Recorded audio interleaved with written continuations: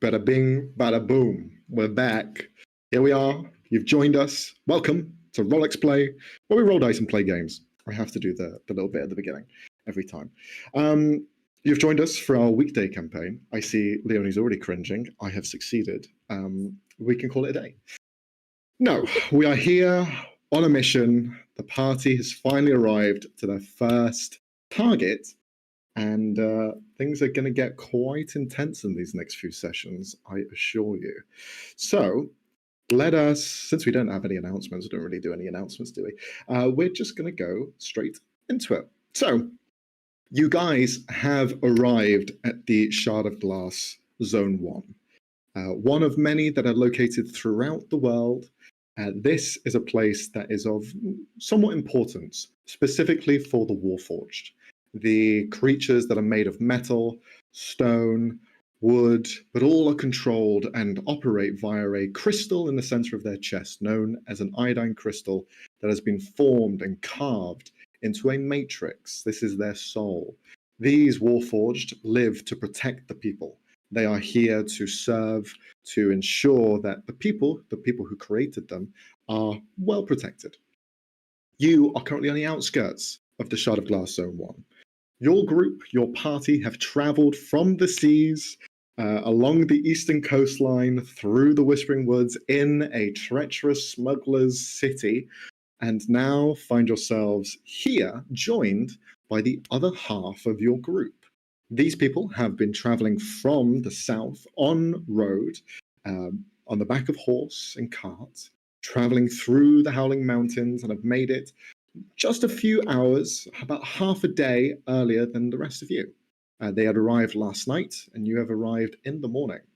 So, as we get into it, you are located just on the outskirts of the Shard of Glass. There is a large canopy. Several trees have wound and twisted together, and Life's Echo, this other group, have basically started to create a campsite for all of you to kind of place yourselves, prepare for the incoming attack or plan that you begin to make for these demons. You have people here, people there, people coming back and forth.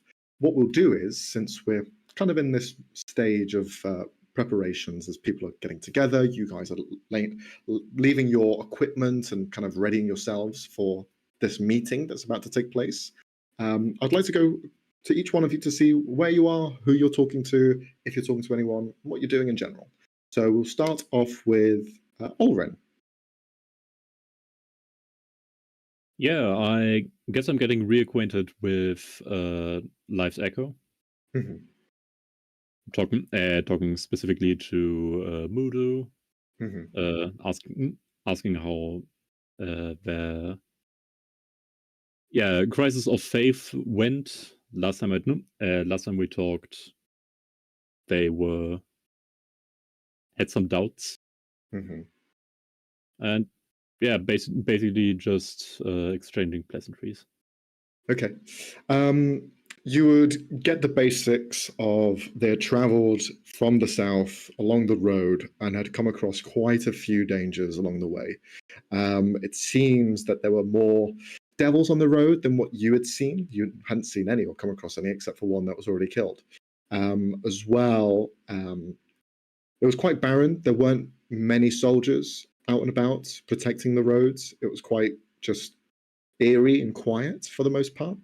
Going into the Howling Mountains was almost the opposite. You guys had quite a difficult time in the Howling Mountains.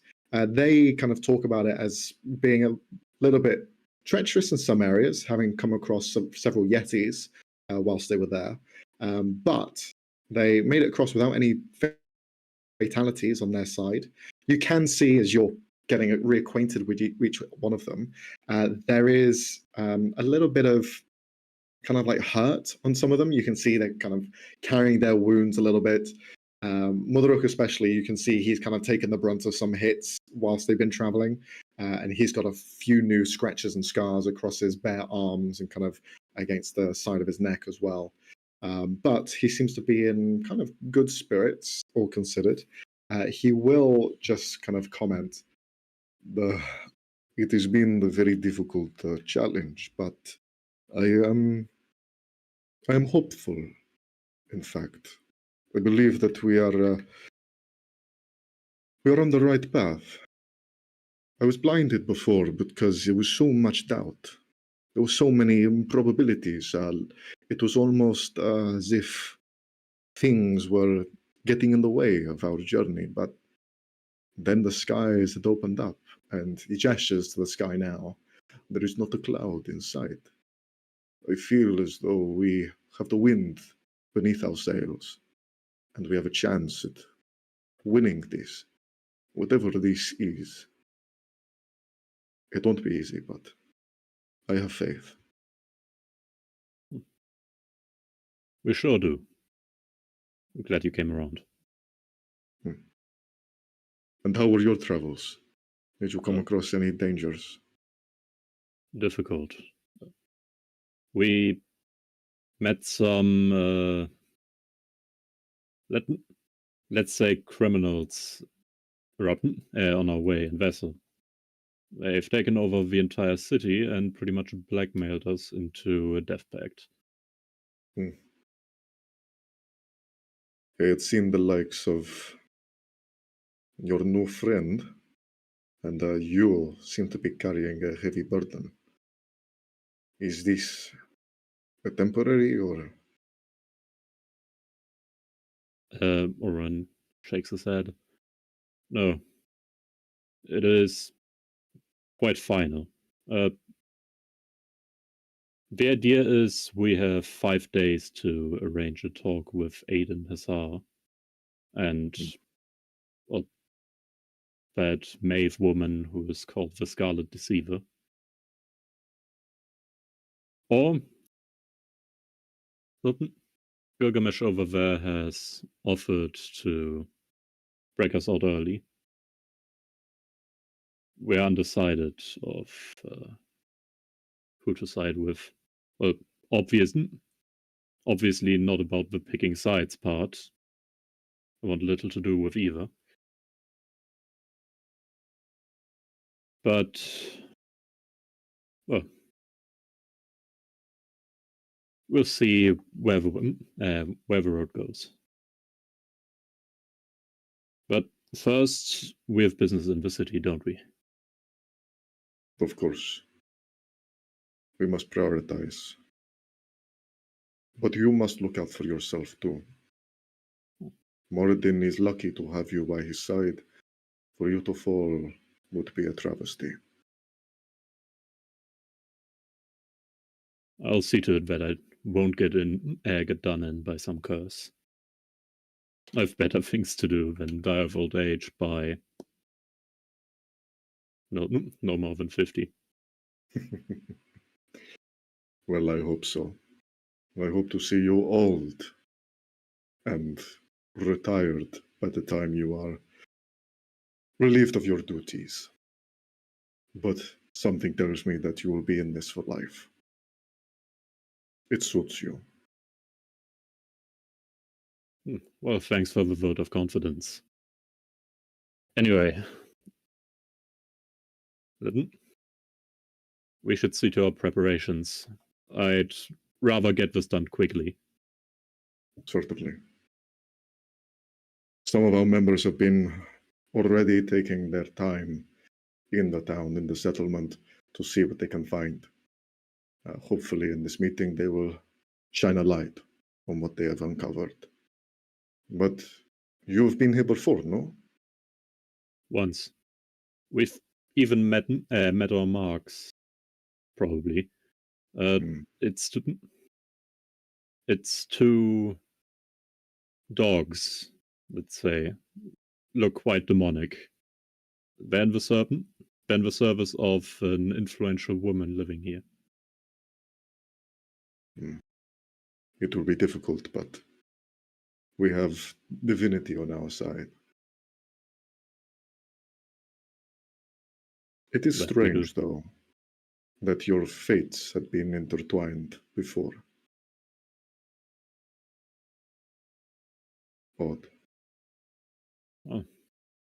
I am quite kind of regretful that we didn't recognize the kind the first time.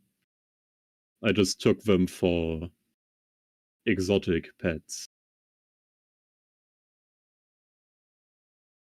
They have told us these demons can hide in plain sight. They are the antithesis of divinity. It is not your fault. They are tricksy, and they hide from our ways. But Moradin and Celestia will guide us, and we shall shine a light on them to show them what they truly are, whether that is in death or imprisonment, yet to be decided. Where do you fall on the question? Kill the demons or take them with us?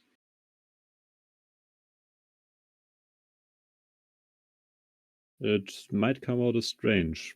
After all, Moradin demands of us to preserve, to safeguard even the most dangerous items, but for the demons, I believe death would be more appropriate. They will just rise again if we leave them be. Not to mention, who would we trust with imprisoned demons? I do not think we can trust them. I am by your side. Death to the demons.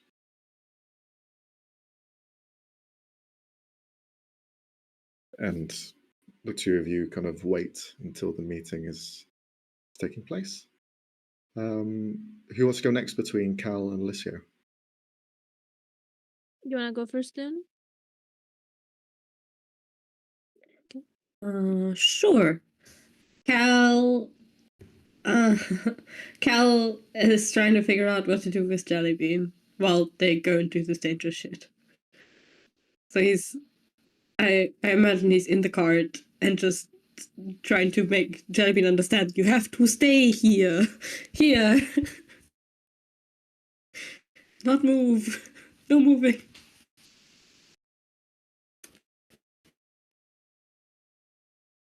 It holds your hand. Okay. I'm gonna try and get it to let go. Just gently push the hand away. Sit, stay. Sit and stay. Stay there. Can you roll a persuasion check? I'm persuading a Jellybean. No way to find out what this thing is. Anyway, 16. 16. You take your hand away and you basically say, sit, sit down. You give it some commands. You see it just kind of like stays, doesn't move. Yes, very good. I pat its head, or its head-like thing, and I'm just like, yes, good job. Exactly. Stay there. You hear from the entrance of the cart, walking by, footsteps stop, and then you see looking over their shoulder the gnome figure, Sallow. He looks over. Do I even ask? The fuck is that? I mean, no, best you don't ask, honestly. Just shit. move along. And can I ask you, why do you have a dying woman in your cart? Oh, yes, that you can ask. She was caught in a gigantic explosion. That was the finale of some epic gangster family rivalry thing, and her sister was the one that laid the bomb, and then it exploded, and she would have died, but we sort of stopped that, but she's still dying. So we need to find a cure. Yeah. Oh, and I'm sort of friends with her girlfriend. So we we offered to rescue her from the city that's being controlled by an evil gang sister.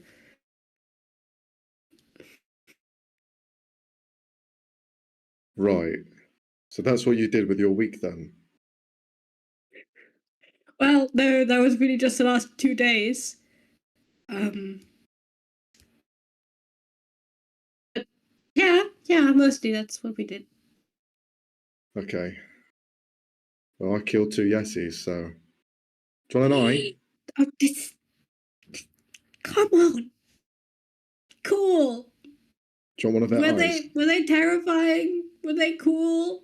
Yeah, Could they fucking... actually turn stuff to stone? Oh, yeah. Yeah.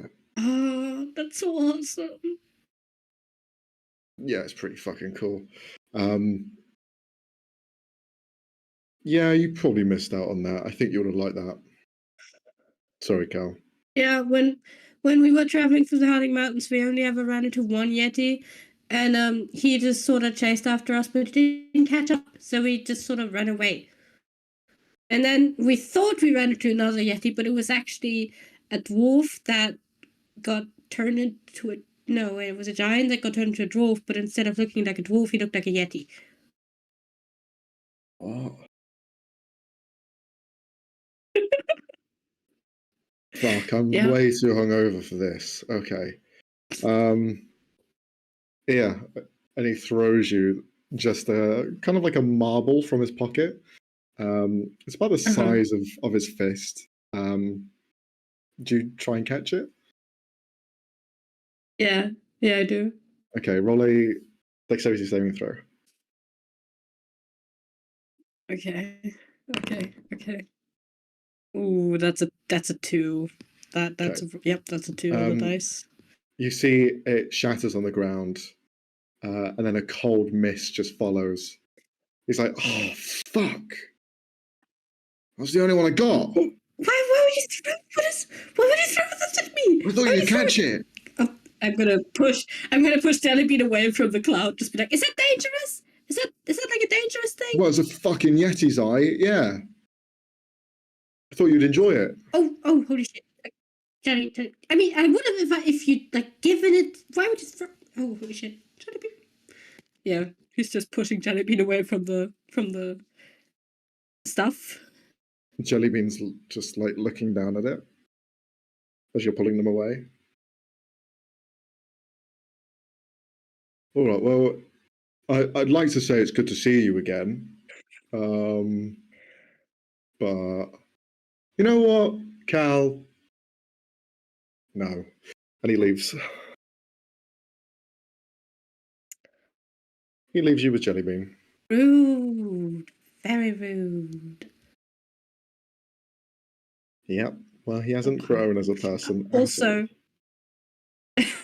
weird. It's been a whole week. Max, remind me. I looked through all my notes and I couldn't find out. What was the Santa plant shop owner called? Because I know I asked his name, but I didn't write it down. Yeah.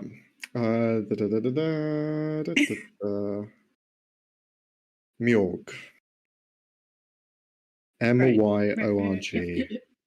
Myorg. Thanks. Right. Well, whilst that's happening, Alicio, what are you up to? Alicia would like to go speak to the cloud giant. Piethgrana. Piethgrana. Okay, I was close. Yes. Sure. You see, she's kind of like, she towers over most of the people here. She's taller than most, and she's currently talking with a few others. Sees you approach, and they kind of head off with their own tasks in mind. She sees you. Yes, can I help you with something? Well, yes, actually. You are a cloud Goliath, correct? Yes, that is right. Some people will mistake me for a Ganassi, but yes, I am. Are you by any chance from, or know anything about the city of Zephyr? I do, yes, but I am not from there.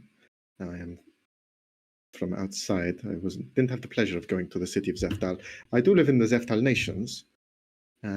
City of Zeftal, it's, from what I hear, nice enough. It's different, clean. It's, well, secluded. It's not really prevalent or prominent anywhere. It tends to come and go, and recently hasn't really come. It just goes. How would one go about wanting to visit it? To go and see the city of Zeftal, well, it would all depend on timing, really. Can I ask why? A friend, a person that I have to talk to is there.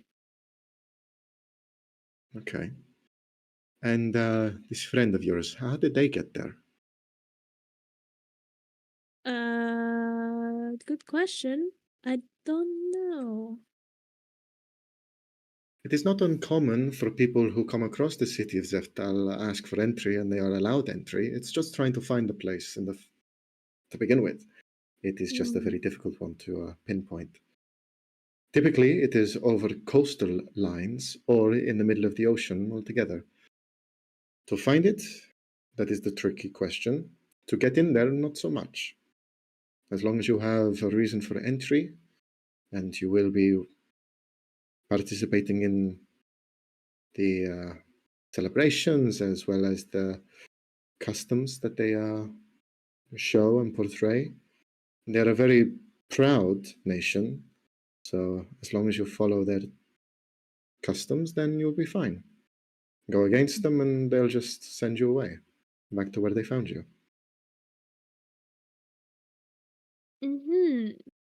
Noted. You can see in his eyes he's trying to piece together how the fuck did this idiot get to this place and survive if it's truly like that. All right. And do you know how one could figure out how to find it, where to find it? Well, it is a matter of who you know. It is all of the giants live there.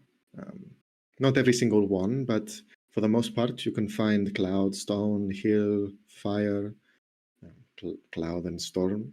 They all live in the city of Zeftal. They've all been reunited under one banner, but perhaps if you ask someone of them, perhaps they have a connection and they can lead you closer. It isn't all it's really cracked up to be, though. Oh, I don't really care for the city. I only want to visit the person. Okay. Well, why do you say that? It is strong in its traditions, and the way of life is quite. Money flows there, and it is a very strong in commerce city. They mainly only deal in platinum. If you don't have the coin, it is going to be quite difficult to get around. But saying that, the fruits of your labor, if you are a hard worker, you can get paid very well. And that is why people don't tend to leave. It is nice, they settle. It is idyllic. But it's not for everyone. There are no lavish surroundings. There is no difference in nature. You are on a floating city. There are gardens that are beautiful, but that is it. It is city and gardens. Always the same. Always the same. I can see how that can get pretty monotone. Yes, as well as their traditions, they don't tend to be different. They've stuck to the same thing. What would you say their traditions are generally, like in public? It is very formal. It is very, well, they like to be presentatory. You need to be clean. You need to be upstanding. Think of a nobleman. and how they would act and how they will be perceived. If you think about it this way, the city of Zeftal is almost snobbish and filled with those people. Sounds like my hometown. And that is why I've never been. It's not my sort of thing.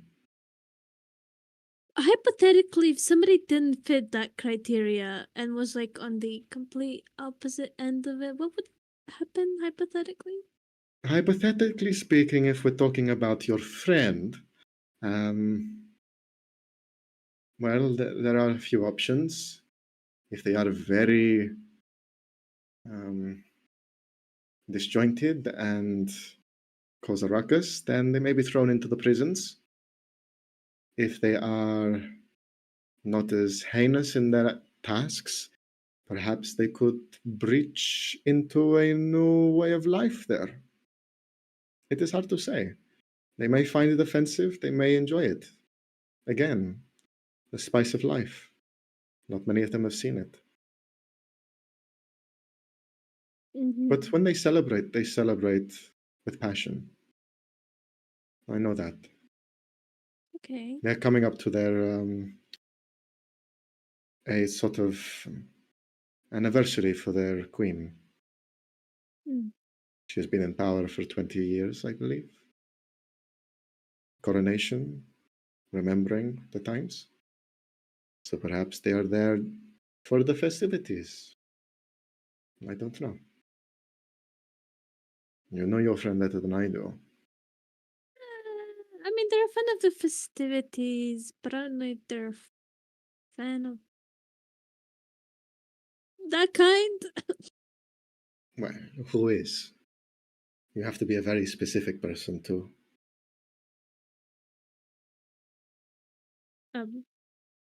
I suppose so. And where are you from? What the fuck is the place called? I know it starts with an I. It's Verdana. It's Rutela. Thank you.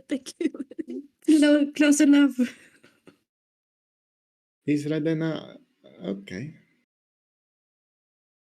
That is quite a nice city. I've been there once before, passing by for the most part. They have beautiful buildings, very colorful. The use of stained glass and, well, the depictions on the murals and walls of the past. It is very rich in history. I guess you could say that. Yes. Perhaps I'm And- just used to it, so. And perhaps you're so used to it that you are now leaving it. What brings you here? Well, it wasn't my plan to originally come here, but I was saved by those three when my boat got attacked by fire monkeys of some kind. And I wanted to. Fire monkeys? Where was this? I believe it came from a volcano. Okay, was this located in the Ember Peaks by I believe chance? so, yes. Okay. Alicia makes a face of, uh-oh, was this a thing I was not supposed to mention? You see, she kind of looks down for a moment. I have dabbled in history, religion a little bit, more so history. The volcanoes, the fire monkeys, well, they all represent Corthain Immortal, known as the Tempered Flame, Yurkatung. So, Uh-huh. well, it's said that if there is mischievous apes, primates, monkeys that are flying out of its core, it is because they are agitated. But this comes and goes. I assume it's going to be fine.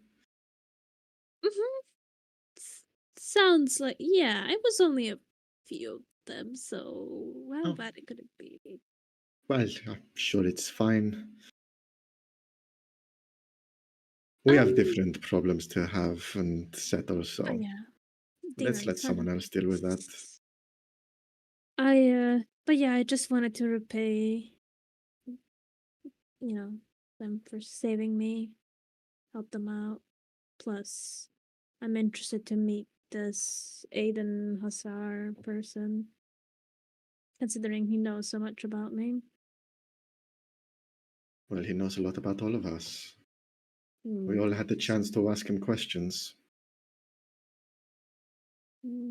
Not me, apparently, even though I was Hmm. a part of the plan, apparently. I'm sure you might get a chance. He seems like a very fair creature, whatever he is. He is certainly no man. Yeah, that's what I gathered from the little information I have. I've not spent much time um, with those three. What are your thoughts on them?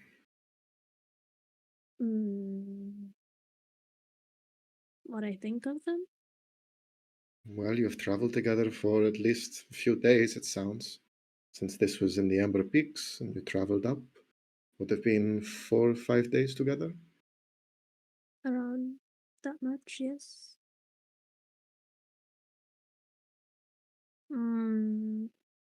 Oren seems like a nice individual, very devout to his cause, responsible. Though I don't know much about his personal life. Very upfront. I like that about people, but it can cause trouble sometimes. It certainly can, but I am of the same mind. Even if there is contrasting ideas, I prefer that they are spoken rather than kept. I do admire it. I can be quite brash myself, I suppose. Well, we're all opinionated. We all have an opinion. It just takes a little bit of guts to actually say it. I suppose so. I think for my case, it's less about guts and more about not realizing that it might not be the best time to voice one's opinion. Helen is familiar, I suppose.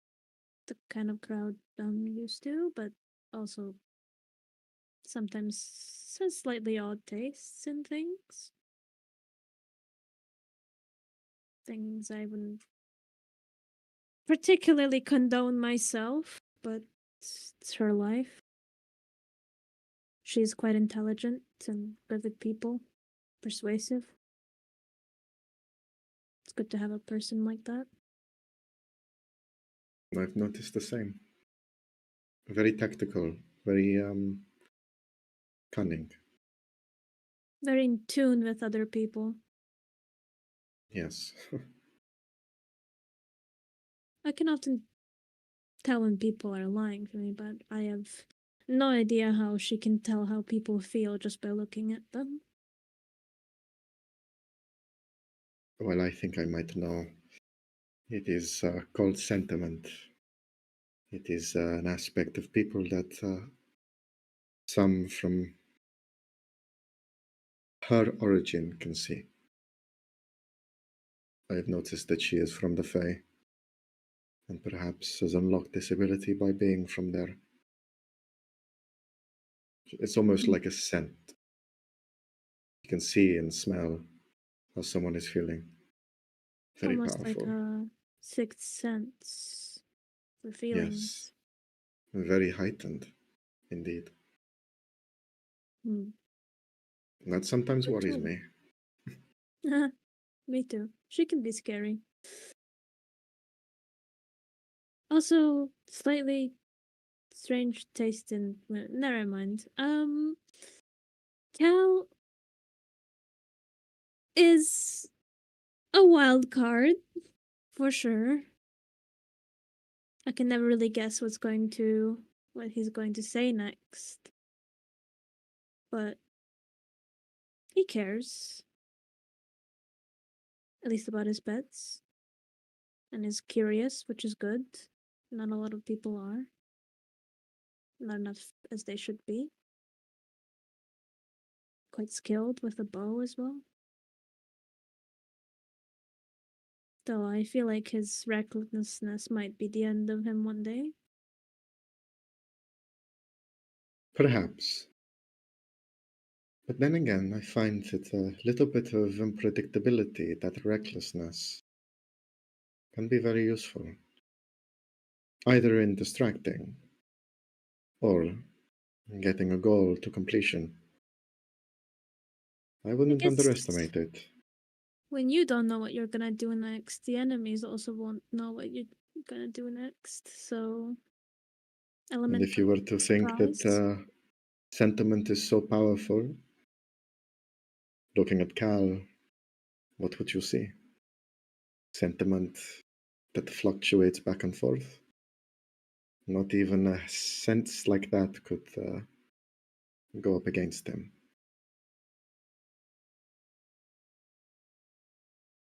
I suppose, though.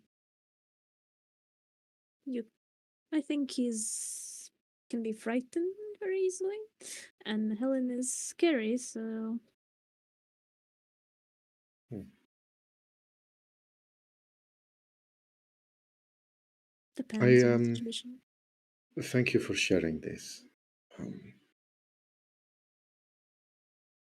I am a person of. I like to know who I'm dealing with.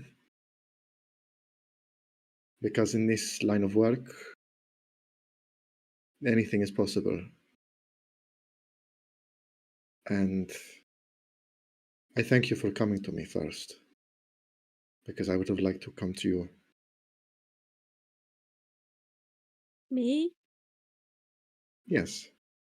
Because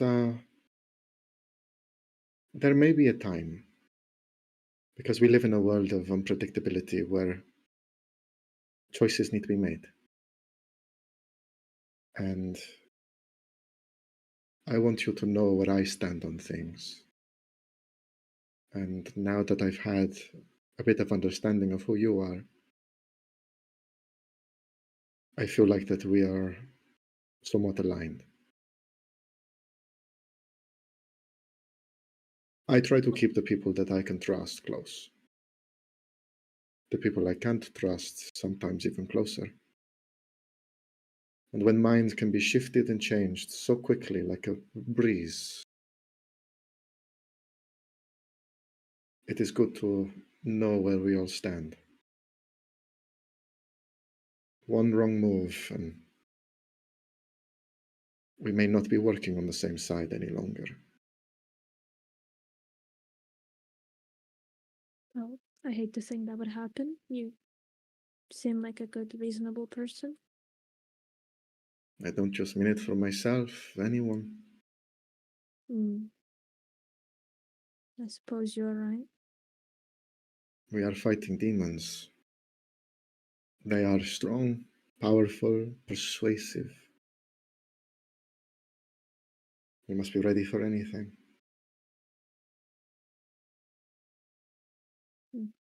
I've never dealt with them before, so forgive my lack of knowledge on the topic. I have only ever read tales of them. I've never faced one directly. But soon we will. As my matron, there's always a first time for everything. Although in the moment she said that about my hair, not really about fighting demons, but I'm sure the sentiment carries. You speak to your god? Yes. Goddess. And that is. Nebula. Huh. Are you familiar?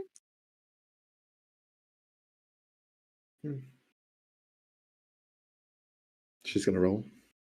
She has advantage. Ooh. Okay.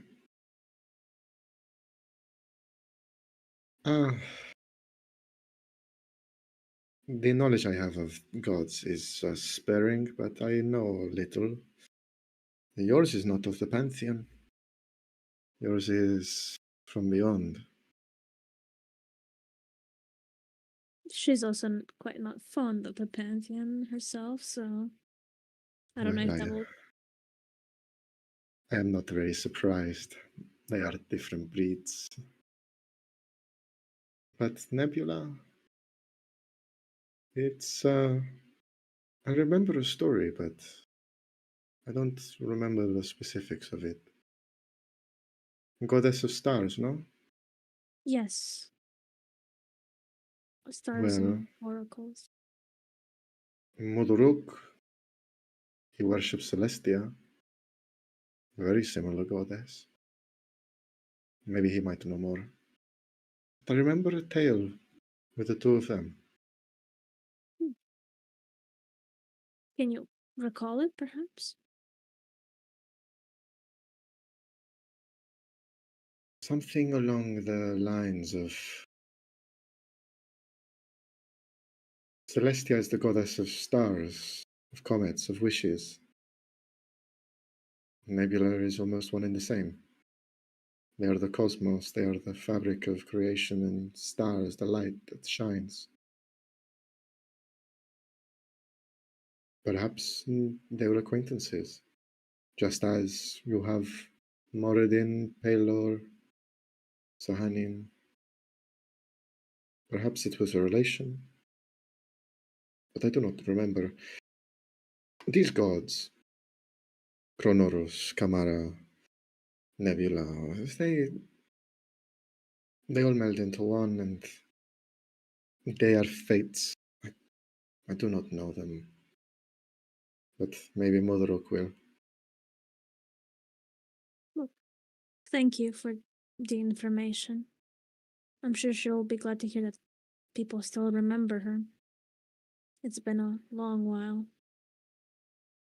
I do not practice in religion, but I am very thankful to have powerful entities such as her on our side. So thank you for bringing her with you. And whether it was the other way around, nonetheless, I'm very thankful. I'd say it's mutual. Both of us wanted. Good. But she did push me a bit. But quite. Sometimes we need a literally. nudge. Yeah, sometimes quite a literal one. Huh? Anyways. At this point, unless anyone wishes to talk to anyone else privately, the meeting will be taking place shortly. So does anyone want to discuss things with other members of your group, between yourselves, to know what line you're on, or anything in particular? Really up to you. Do we need to discuss anything amongst ourselves? I don't think so. I think we can say everything in front of the others, right? Yep. I will ask the question of what are you doing with Morgana? How does Gil feel about babysitting duty? Gil's already gone. He left. What about, did Yeah, he Gil go left. with him? He left. He's in the They tower. both, Diplor and Gil, they Okay. left to the settlement.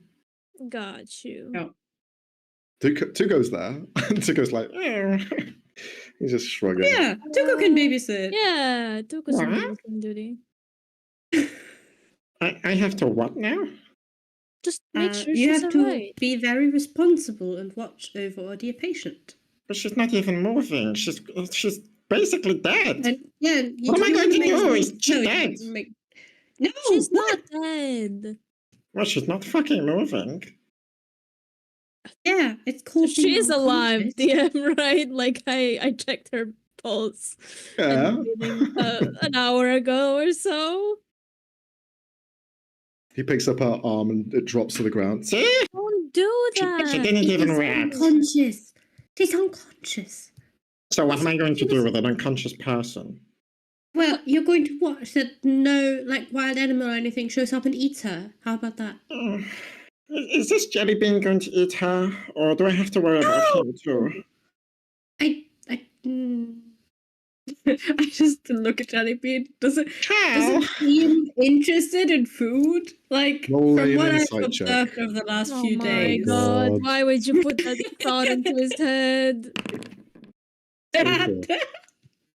No.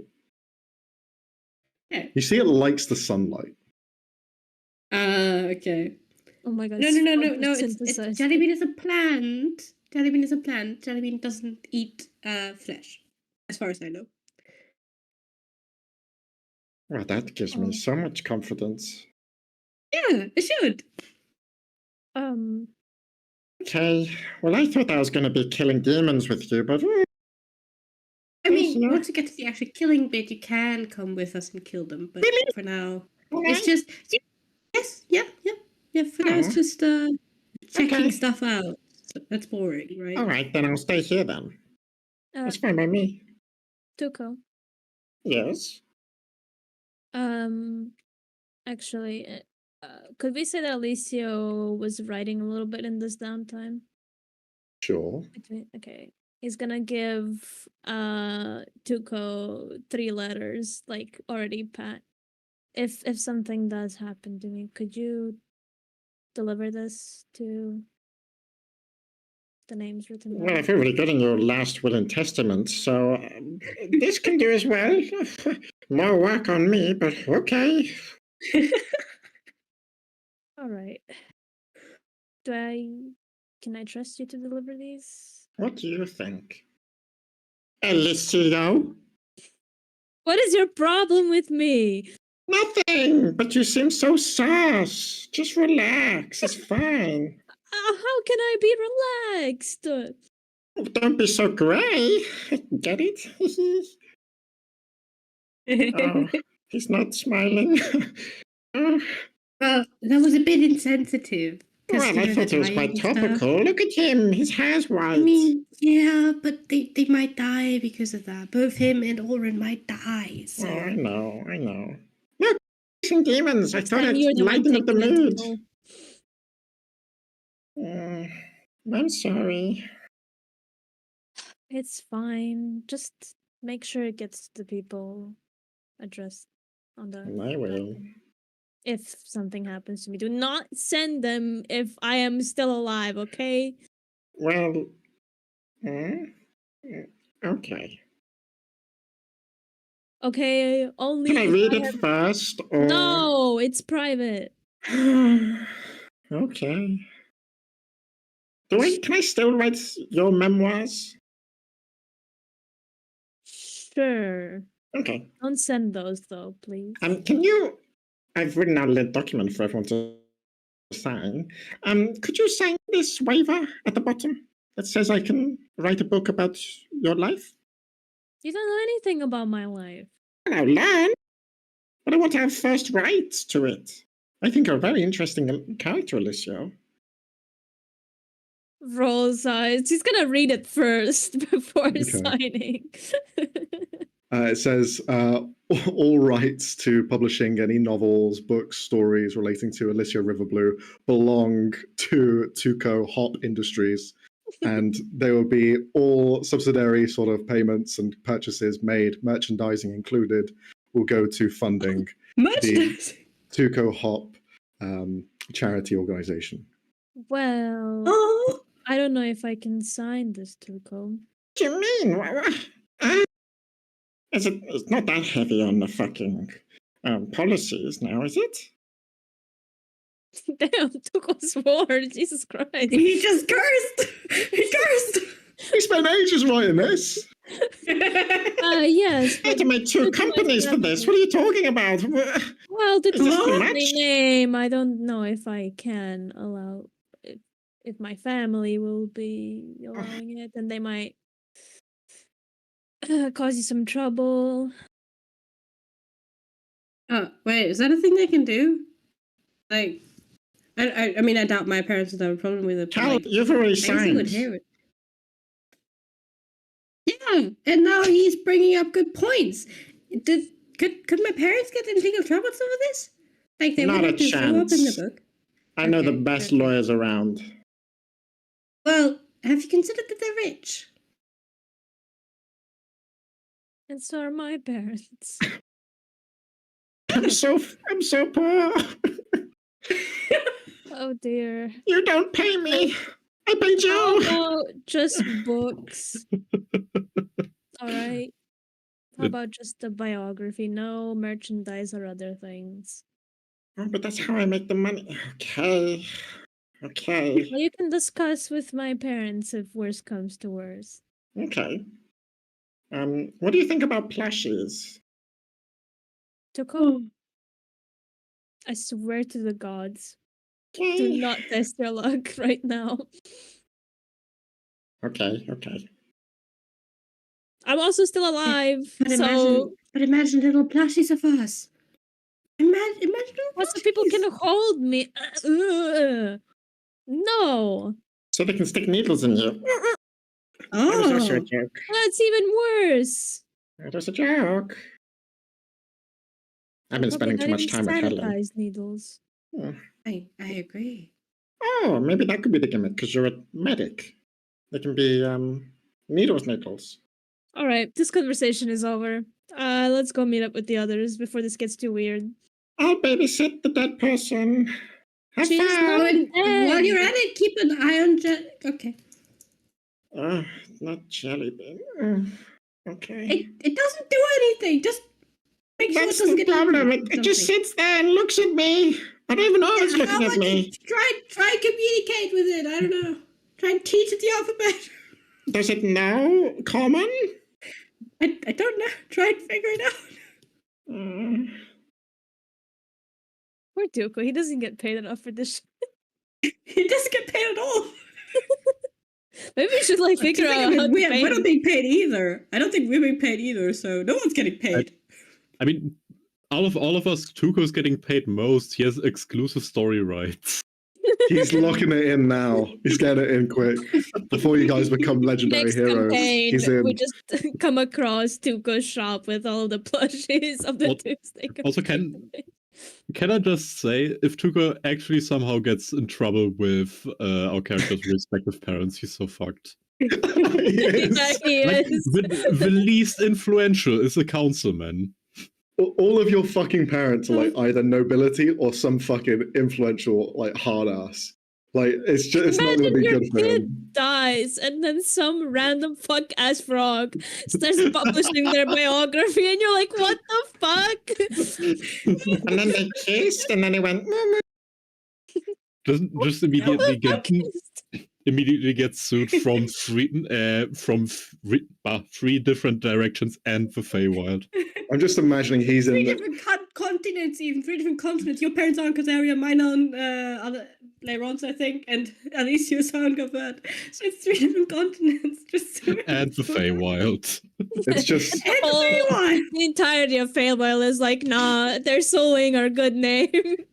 it's just Tuco in court, surrounded by all of these families and all of their fucking army of lawyers. Third campaign where Tuko's lawyers try to bail him out. This is my defense. I am innocent. No, hang him! He must die. No, Tuko. Gilda Okay. Rock. He made them drink his sweat, and then they signed the papers. Otherwise, they would never have signed this. Would you care to have a drink? Before we get too sidetracked Yeah. with the Tuko AU. Any other discussions you guys wish to have amongst yourselves? If not, we go straight into it. Let's go. Okay. Reuniting at base camp, the center of the canopy is quite a large space. All of you have set up in different areas along the kind of like tree trunks, as well as just the edges of this encampment, just to give you a bit more space, a bit more breathing room. In the very center, you can see one of the wooden planks from Life's Echo's sort of makeshift cart that they had, which has seen quite a bit of damage, has been yanked off and has been used as a table in the center at the moment. You can see everyone is present.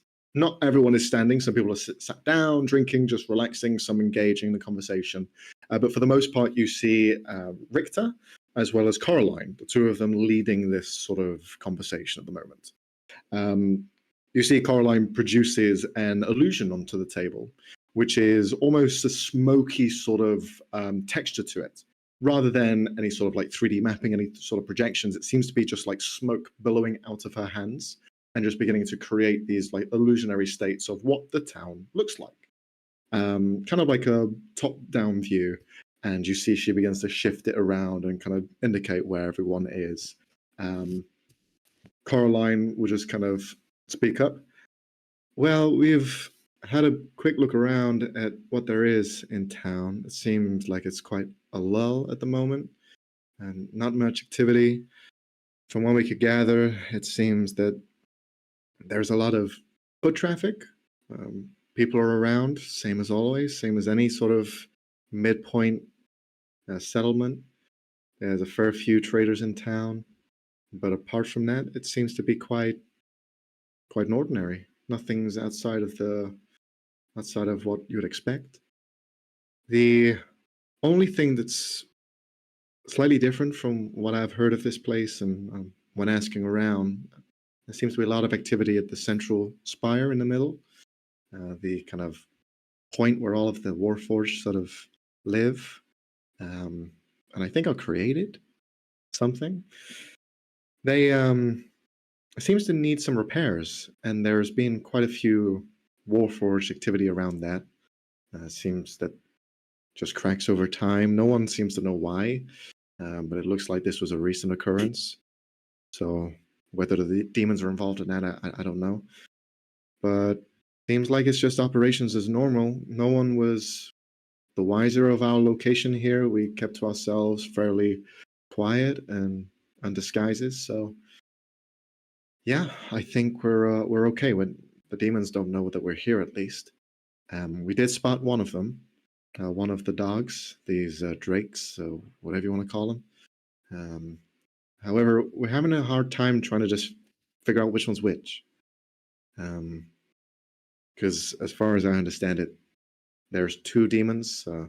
There's Scales and the other one. What's the other one's name? You see, she looks over towards Richter. Plethin. Two parts of one singular demon that have separate consciousness.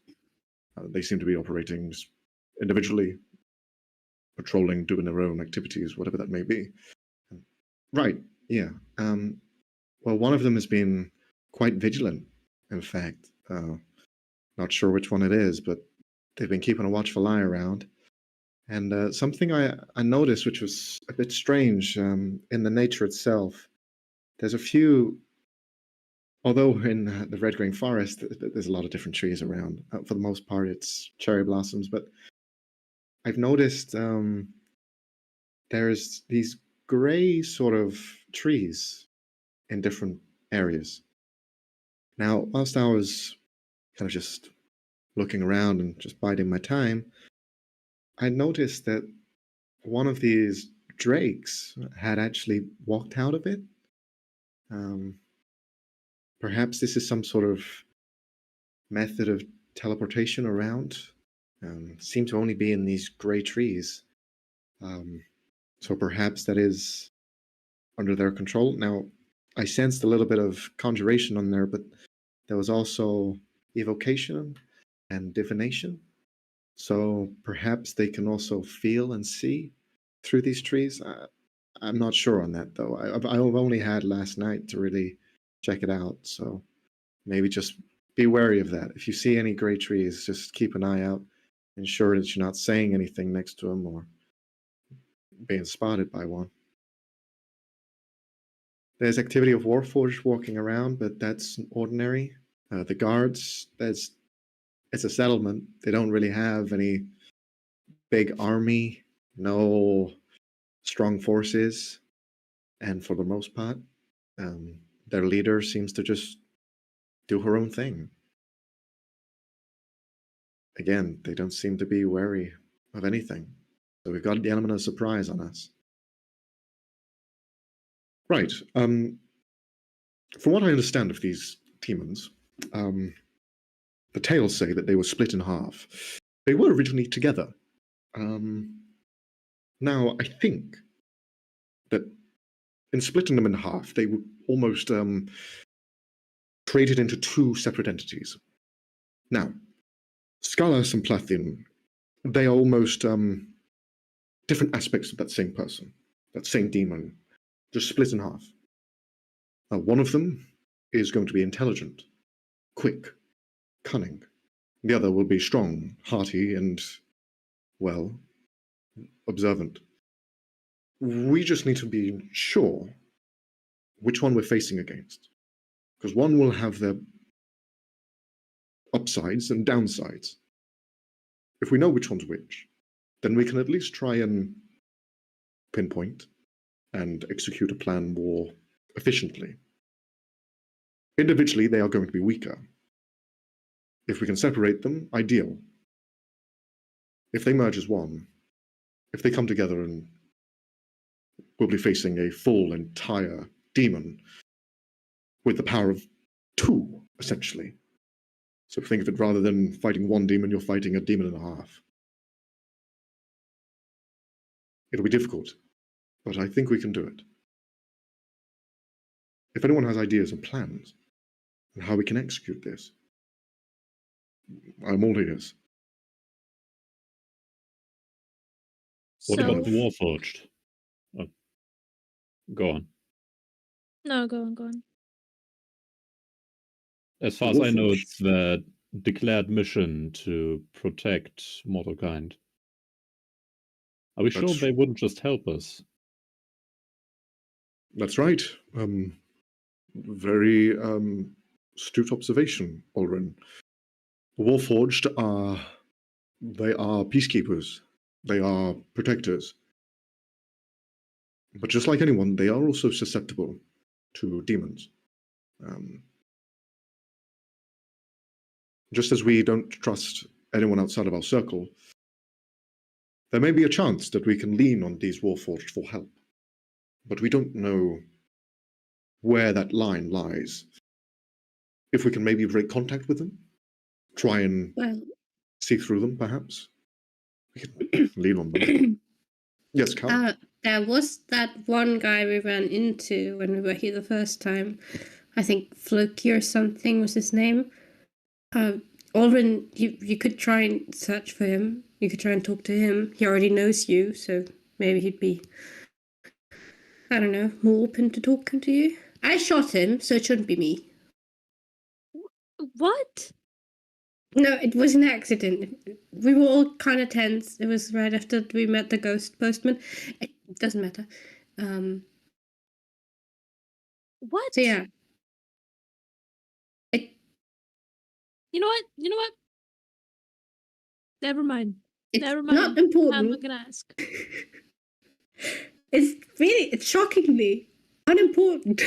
We just met. Caroline will add on. Well, that might be a good idea if we could, maybe if you have this contact, introduce yourselves.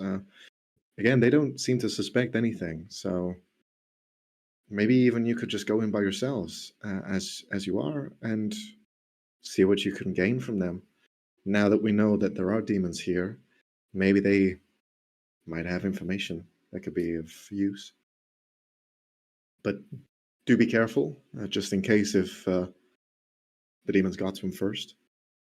Yes, we shouldn't reveal that we know of the demon's presence until we are sure they're on our side. And we should definitely take Helen along. She's the most insightful out of all of us. Yes, but Helen is also the one that has a link to the leader of this place, this Dravina lady. So if we want to figure out what she knows, or what she knows, then Helen would be best talking to her. I mean, it was only me and her who stayed behind and listened to a whole spiel of, hey, what worked for me. Helen did blow up a bit of her grounds after that, but we could be like, hey, we reconsidered. Do give us work, please. Also, what the fuck was up with the horse you gave us? You know? we could do that. Helen will speak up. Yeah, I guess I could do that. I Mhm. did have a good end relationship with her, but I didn't really stay in contact, so I don't know if she's going to be angry Yeah. about that. Well, We give it a try. you did blow up the thing, so Yeah, but she did give us a bomb, so that's kind of her fault. yeah. In general, if any of us ever end up in her office, don't say any like exotic words because they might make her drawer explode. Exotic words. Yeah, like Yeah. words you wouldn't usually use. She assigned Avoid those. different activation words for sending stones, which would make them To explode. explode. I believe Blood Orange was the one that Mhm. detonated ours. That doesn't seem like Yeah. too uncommon to say. That's Yeah, what they say. a fruit vendor actually said it. I see. Odd. Yeah. Luckily, he hadn't thrown it away at that point, but that could have gone worse. I imagine. Well, looks So like we yeah, got no a lot fruit here. names, no exotic words when you're in her office. Understood. Right. Now, about dealing with the demons, not just the scouting. What do you think would be the best way to keep them apart? I'm assuming one of us as a group would have to distract or cause a distraction. And if the other half tries to group up with the other, perhaps the second group intervenes, intercepts them.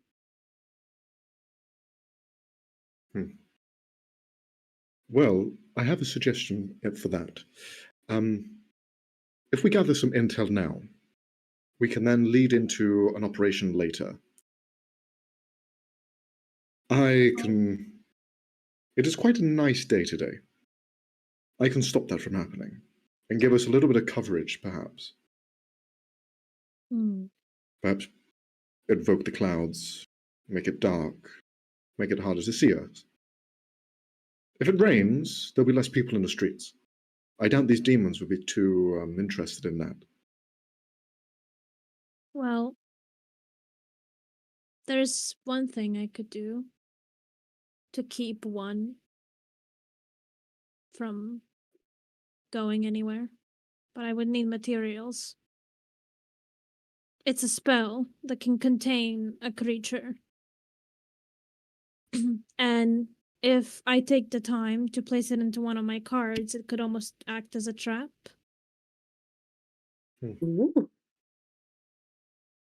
But could Hmm. work. What kind of materials do you need for that? Oh wait. Oh no, never mind. I have a question because the Yes. wording of this is a little bit confusing. It says the material components are holy water or powdered silver and iron worth at least 100 gold pieces. So is it? So I can just use holy water? I don't need the iron. I believe so. It says or, so Okay, because it has the and iron worth at least 100 gold pieces, so I'm not. So read it again. Holy water or powdered silver and iron worth at least 100 gold pieces. So is Yeah. it? So it's holy water or powdered silver and the iron. And iron. So we need holy Yeah. water and the iron. Yeah. Okay, gotcha. Well, I have the holy water. Everyone that we looks got to from the Oren. temple. Well, I have holy water, but I would need iron worth at least That's easily 100 done. gold pieces. And he grabs out an ingot. Mhm. No, this is a question for the DM. Technically, this spell would need an hour to be cast. However, if I take the time to imbue it into one of my cards with my feet and use it like that, The question is, work. how does the feat work? Does it say a spell of instant speed, Good question. instant casting? So it will Girl, why are specify. these letters tiny? I like the idea, but as well, Ah, There are dang it. limits to the ability. Must have a casting time of 1 action. Yeah. Oh. Well, I As could I still thought. cast it. Question is, can I Does it say how long the delay- duration is of the casting? Any mention on Bro, turn on the... Let me see the spell! it? Reading abilities. Hello, this is the time to read your abilities Wait, out. and to wait. give Oh, them wait, some wait, wait, clues. wait, wait. It takes a minute, but it lasts for an hour. Uh-huh. So the spell that you're looking to imbue takes a minute to cast and it lasts for an hour. Yes. Wait, Okay. don't you have quicken cast? Wait, That's no, Ven, that only brother. works That's for... Ven. Yeah, goddamn. For this, Wrong character. for this instance, sure, I'll allow it. I think it's only meant to do it for action-based spells that are instant casting. Well, I'm asking if we don't do the card thing, could I take the time to do it at a spot You could, and yeah, then for it that to would work. activate Sure. later? If we, well, to be fair and follow what it says. Sure. If you want to do it that way, then fine. Yeah. So I'll be able to, if we can find a designated spot where you would want to keep it from, or where I guess our group could be the one that is dealing with the one we are trying to trap. Keep it away from the other one. I would need a minute to cast the spell. We would just need to lead the demon into it.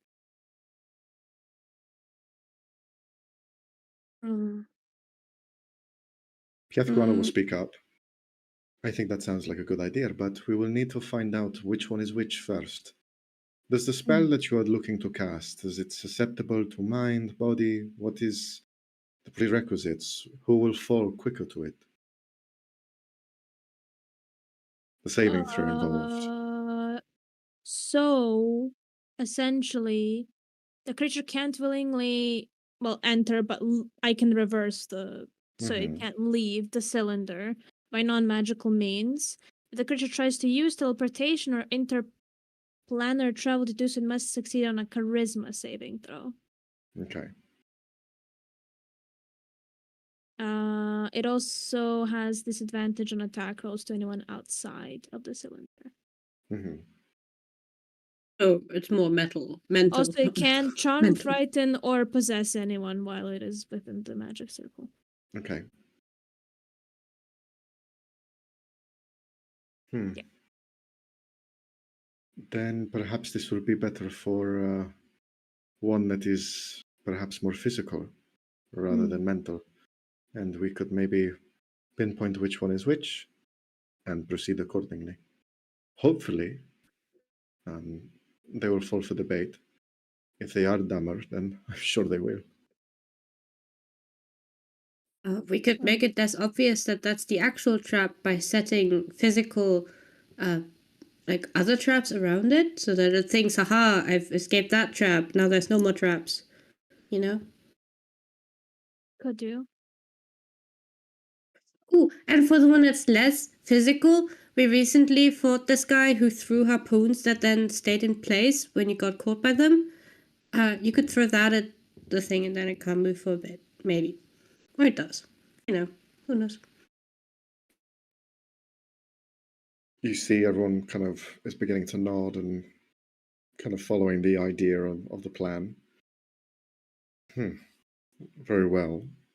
Then that'll be later on.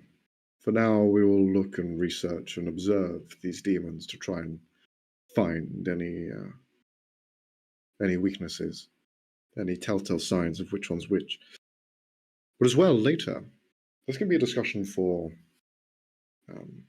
later on, but if need be, do we separate into groups for this part, or seeing as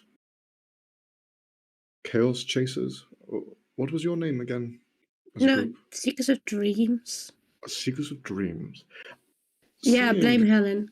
Helen's fault. I don't turn a blind eye to names. Names are important, no matter how weird they are. You have been here before. You have relations. Would you prefer to go in this alone and the rest of us on standby? The more of us present, the more we may cause worry, eyes. Mm. True. We can prepare things in the background whilst you're ahead, but that's on you guys, because if you go in alone and you are caught, it will leave you slightly behind. Well, I at least for guess- Warforged, I believe it's better to go by ourselves. Plus, Okay. if they get suspicious of us, they at least won't know about you, the rest of the group. Okay. Still keep that element of surprise, I suppose. See, Coraline will just kind of step forward.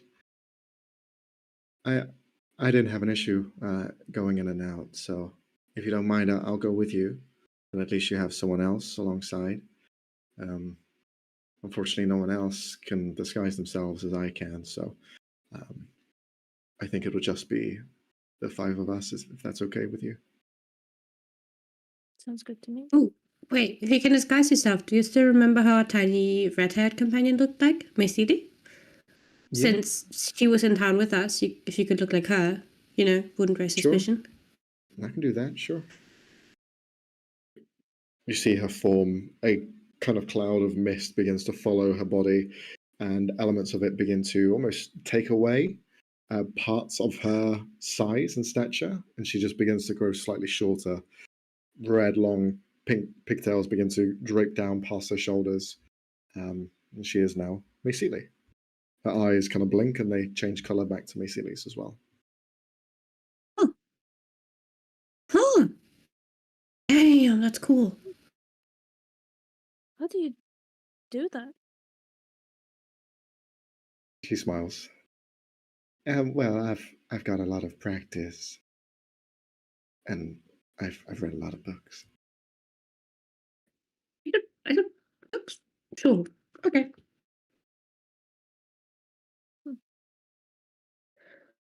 All right. So, are we splitting up again? Like, is it we're splitting from this group, but then are we splitting in two? Or are we all going to go talk to the Warforged and then we're all going to go talk to the leader? Because it seems more practical to split, and I really don't want to see the Warforged guy again. I still feel bad about that. I think I really hurt him. I guess we could split then. It gives us better chances. Or we could just wait outside. See Coraline, she will hand one of you guys in the group the sending stone that is connected to Richter's. If you need to say anything to back at base camp, you can use that. I'll be with you, but I'll be kind of looking around, making sure that I can see anything that stands out whilst you're doing your thing, since I don't actually know these people. All right. Yes. Oh, that reminds me, since we're handing stuff, Cal's going to take off the necklace that Hazar gave him, and he's going to give it to Alicio. I think you should have this. No. Why are you No, giving it's me just- that? It got you into No, trouble last time. I don't want it. No, that's the thing. If Helen and I are going to be talking to the lady, then, and we don't know if she knows about the demon stuff, and if she does, having two in the room, she might sense Why didn't you that just put it in or your something. pocket? Well, because it would still be in the room. Also, it doesn't do anything. It just glows when demons are nearby. Don't By you- the way, Max, is Do it you have a already bag of doing holding? something? You can roll an Arcana check. Ooh. Somebody has This is a the bag first of time holding, don't he has they? asked me to roll. Axon had one. He's You- not here anymore. See, Oh, I have the bag the of other members of Life's Echo have one as well. If you do need one as you go in, they don't need it, so they can hand you one. But Cal, you're feeling the kind of pendant. It is slightly kind of like glowing. You see it like sparking slightly. and for a moment, there's almost like a weight to it, like it's guiding you, but it's kind of like pulling in different areas. Oh, we lost her. As soon as I saw Uh, Leonie just like look into the distance, I knew it was it. She was gone. It's every time you do like a reveal or something. It's know, just I like, know. oh. It's just fate. What can I say? Jeez. So everything is kind of prepared.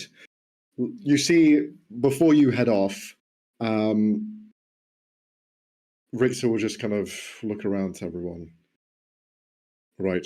I know that we haven't really had a group bonding session, but we're all in this together. All right. And Oh. I expect that there will be a moment in this where we are happy in the groups that we're in at the moment, but we may need to meld as one.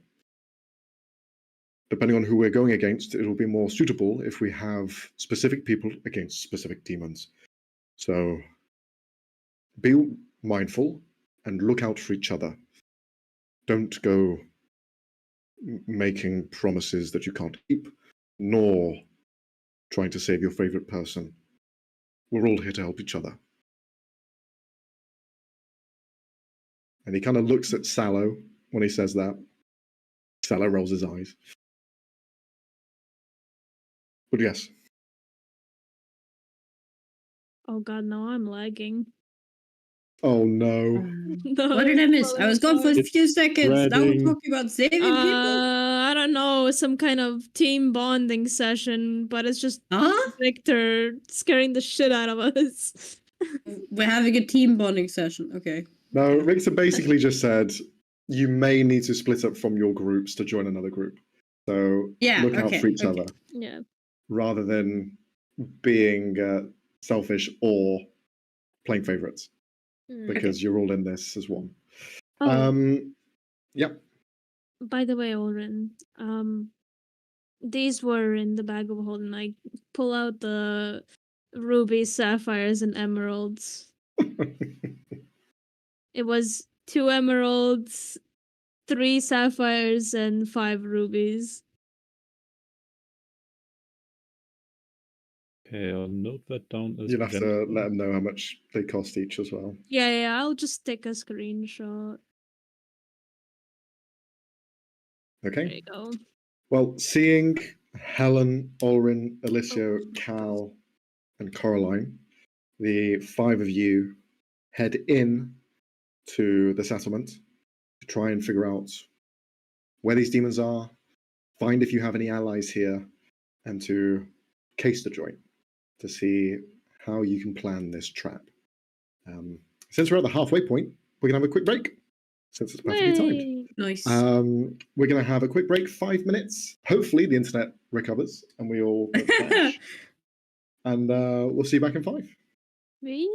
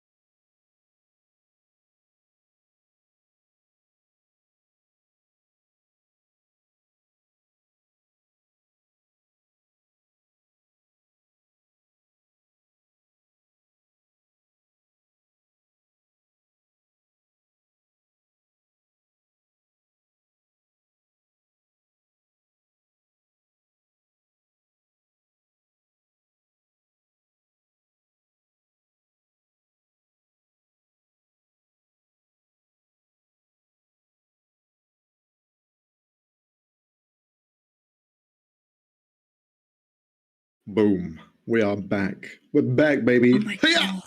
god. Yay. Oh.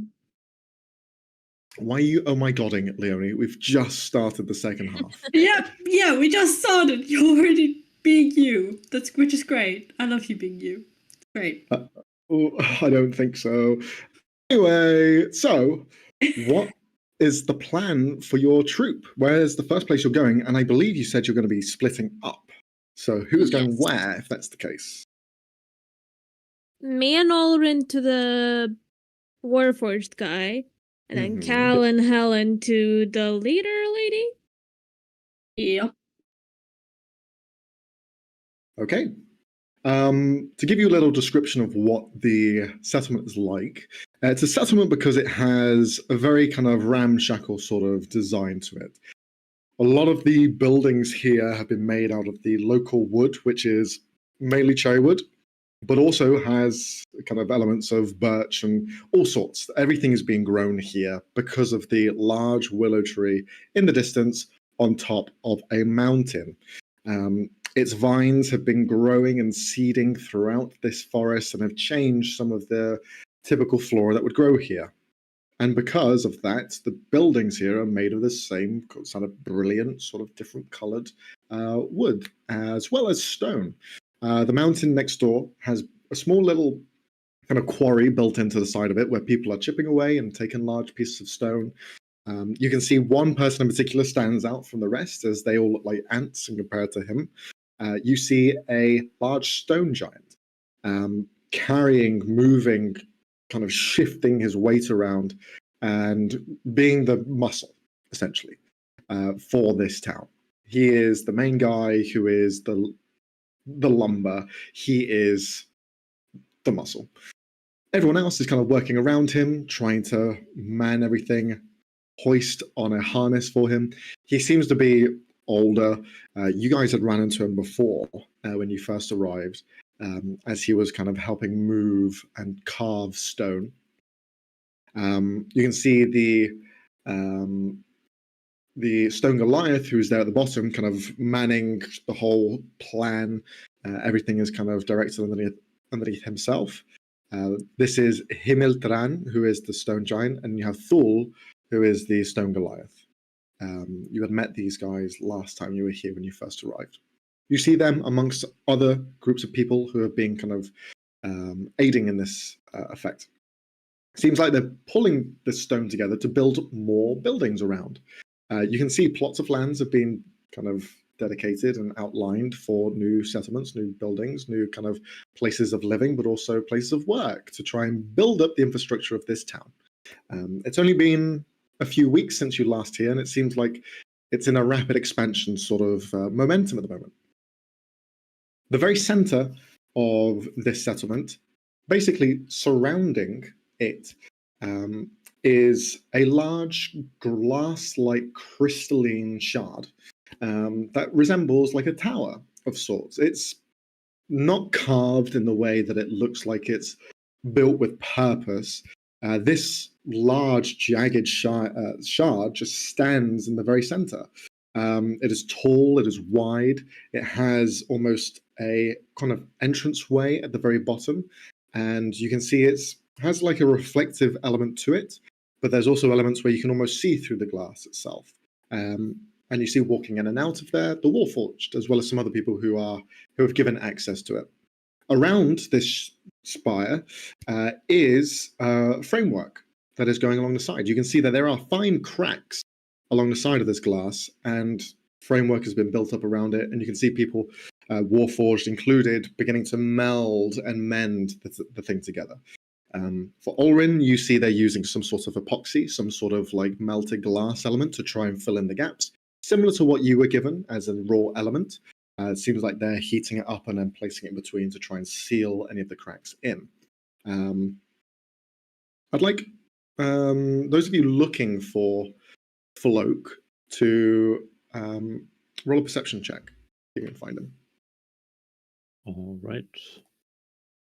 So no Would easy- someone have described how this guy looks like to me, or And I suppose Oren would have told you while going there. Mhm. okay. Nice. Okay, the 24 and a 22. This Warforged is quite unique in the aspect that most of it is built out of wood rather than stone or metal. And you can see him. He's standing alongside, looking up at the shard that's in the center, just kind of admiring it. His kind of exterior is almost like a grayish wood, some elements of brown here and there that hasn't been bleached in the sun. Tall frame, but kind of slender, not like built, just quite lanky in general. He himself has like an element of his head is risen up in places where like it's a bark tree has risen out of the top of his head, giving it almost like a look of hair. But you can see there is a nest at the top where a bird kind of perches and sits. He just kind of like looks up, looks around, is just kind of admiring it. He hasn't noticed you guys, but you see he's just kind of like absently minded. Underneath his armor, the kind of wooden, heavy bit of like bark that he has as his main chest piece. You see that glow in the center, the kind of matrix that kind of glows underneath and gives off this kind of warm, yellowish sort of white light that just shines from within, and is the core and the power of his kind of essence. He's just kind of looking around, appreciating. You're doing very good, guys. Doing very good. Keep at it. See, he's just kind of like gesturing to them. As well, with a 24 and a 22, you can see there are trees everywhere, but a lot of it has been cleared out for the roads, for people to walk through, just a ease of transportation throughout the city, throughout this settlement, rather. You are seeing these great trees that Coraline had mentioned, and they're not large, they're not very noticeable, they're almost like small shrubs that are growing out of the ground, just maybe a foot off the floor. Some of them are slightly taller, some of them are slightly squatter, but they're darted at different areas, and there's one quite close to the large glass building, right at the entranceway, in fact. So you're kind of hesitant to get any closer, but it's up to you. Would I, with my knowledge of plants, know anything about this type of shrub? Okay, Is you it can roll a nature natural? check. Is it unnatural? I'll give you advantage because of your backstory. Okey-dokey. 12. I'd say what you get from it is, as was kind of told to you, it seems quite innocent. There's nothing that stands out from it. There's no real kind of like, oh, this is a fake tree. But for you see almost like a rubberiness to it. Like it isn't, like there's something that isn't right about the tree that just kind of like unsettles you. Once you see it, you know it. But for most people, they walk past it, they don't even blink an eye because it's not something that really stands out. It's gray, it just blends into the background. Do you want to try to speak to him away from those things? Odin? Yes, preferably. But there's no reason not to greet him in the sight of those. All right. Well, you we lead the avoid- way. If we avoid them too much, they'll get suspicious. Just because of that. Fair point. Floke! Kind of like rubs the side of his head. Hello? Over here. Oh, Alwyn! And you see he begins to walk over. Oh, my stars. I didn't expect to see you so soon. How is everything going? Oh, adventurously. After we left here, we traveled through the Howling Mountains towards Bellavia. That was an experience. Well, I can imagine. It's quite a far ways away. Have you used the Vidri yet? Have you used the glass I gave you? I had some ideas of what to use it on. Maybe an arrowhead that gets heated. It seemed a bit cruel to make. Oh, well, it is whatever you wish to make with it. If you want to make it as a weapon for hunting, then by all means, I guess that's okay. Just make sure to not hit me next time. I'm sure no. that'll be quite a sharp hit. Don't worry, Cal still feels bad about that. Oh, you should tell him not to be. He shouldn't. I've forgotten most of it anyway. That's fine. Water under the bridge. But you came all this way back. We should go and celebrate. And what would you like to do? Where would you like to go? I'm sure you're here with purpose. Oh, we are. And I'd love to catch up with you. Do you know a place? Yeah, sure. Well, the marketplace has some fine dining. I don't need to eat myself, but I think it's customary for the rest of you to at least, it's been a long travel, to relax and enjoy some of the finer things in life. Good idea. Maybe a quiet place somewhere indoors. Of course, there's plenty. You're doing a great job, guys. Great job. Just keep filling in those cracks. Okay, let's go. He begins to head off. All of the Warforged kind of look over simultaneously and speak in unison. Bye, Floke! As he just heads off with you. They're nice guys. I imagine they are. I need to know, is that his job? Is standing there and encouraging them his job? Maybe. I want He's this job. the Warforged cheerleader. Is the moral support. He's the heart. Yep. Emotional support, support Floke. Can I have He- a float in my life? We all need a float. He begins to kind of lead you ahead. He is kind of a bit slower than the rest of you. He's kind of like walking with a bit of a kind of a hop and Well, skip. in his- considering what state we're you're in. dying. Yeah. Yeah. You see, he kind of like turns around. I didn't want to ask. Have you done something with your hair? Oh. Yeah, well, there were some incidents. Well, I just want to say, I love it. I think you should stick with it. This is great. Just keep this look. I'm sure all the people will fall in love with you. He gives a thumbs up. Are you That's- sure? And Oren grabs a strand of hair to look at the color. White. Hey, some people are into that.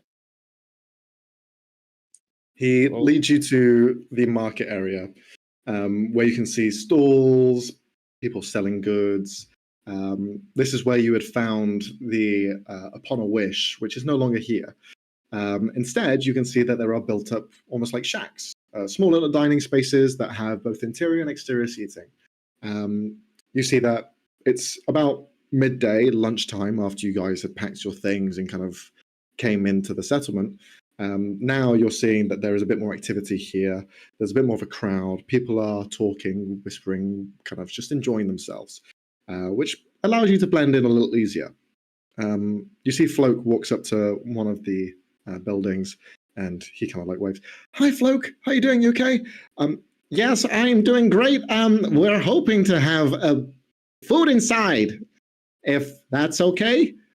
Oh, yeah, sure thing. No problem. And he heads in. He'll just be a minute. You see Floke just look back at the rest of you and just begins to kind of put his hands behind his back and just... So it's Oh, essentially like a walking tree. kind of, yeah. Alicia's just looking at him, like studying the leaves and the bark and everything. Doo-doo-doo-doo-doo. Oh, hi. My name is Floke. I don't think I've met you before. I would Oh. recognize a face. Alicia, nice to meet you. Nice to meet you, Alicio. I'm Floke, as I just said. I don't know if you've seen my kind before because you're looking at me and with quite a quizzical eye. I am a Warforged. Pleasure to meet you. Oh, I probably seen Warforged before, but you're quite unique.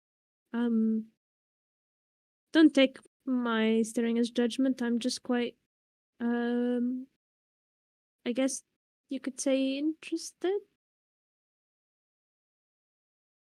I understand. I am not a normal built Warforged. Most of them you see out of metal and stone. Well, color me lucky, I guess. My builder, Zero, the father, he had made me in the image of nature. And, well, I feel like I am quite in tune. And he kind of looks up towards the bird that's nesting in his head. I like to think that I am a friend of all things. Well, you are doing a great job. I'm a fan of plants myself, so seeing someone who's essentially nature itself is fascinating. Well, I always appreciate someone with a green thumb. Well, can I see which bird it is? Sure. You can see in there is a canary, a small red canary. Did you give it a name? No, I didn't think it was my place to ask for its name or give it one. It can be whoever it likes. Oh, maybe a nickname? A friend.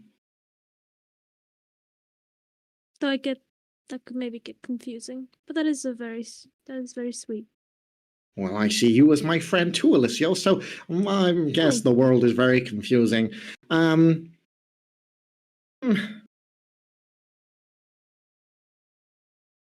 What about red? Is it too on the nose? I think it fits. Very straight to the point. Okay. Red. Good. Yeah. Do you like that red? The bird flies out. Oh, I'm sure he does. It. Your table is ready. Oh, great. In we go. After you. And he kind of gestures for the group of you to enter first. Thank you. I'll be back in a moment to get your order, but please take a seat. I'll be 5-10 minutes. And you see the barman, he will just leave. You have a small room to yourselves, the private dining space. It's just kind of like 4 walls, a curtain that goes in between one of them. That's the main entranceway, but private dining, private seating. Is there a window? There is a small little window, but it's only bringing in natural light. Is there a shrub outside it? You can roll a perception check. I will. So will I. Just in case. I just remembered I suck at those. Fuck. I am too distracted by the tall tree man. Alicia, remind me of your curse. Oh shit. Good question. Whenever Alicia or Ulrin roll a natural 1, I believe that gives me a point against them. Yep.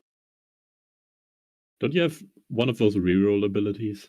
I'm not gonna waste it on this. You are literally enabling him to fuck you over. This is worth it.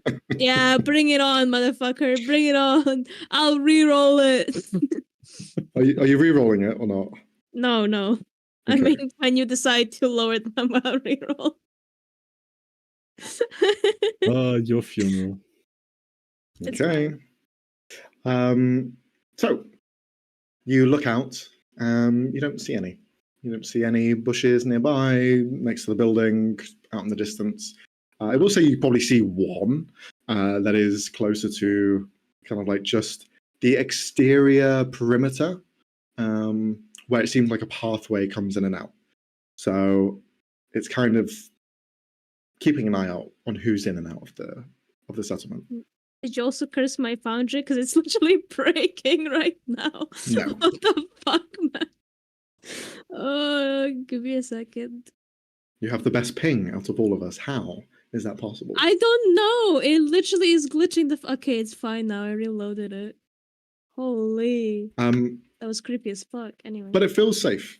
And you have like 10 minutes of solitude before anyone arrives. So what do you fancy eating? He has the menu in his hand. Here you go.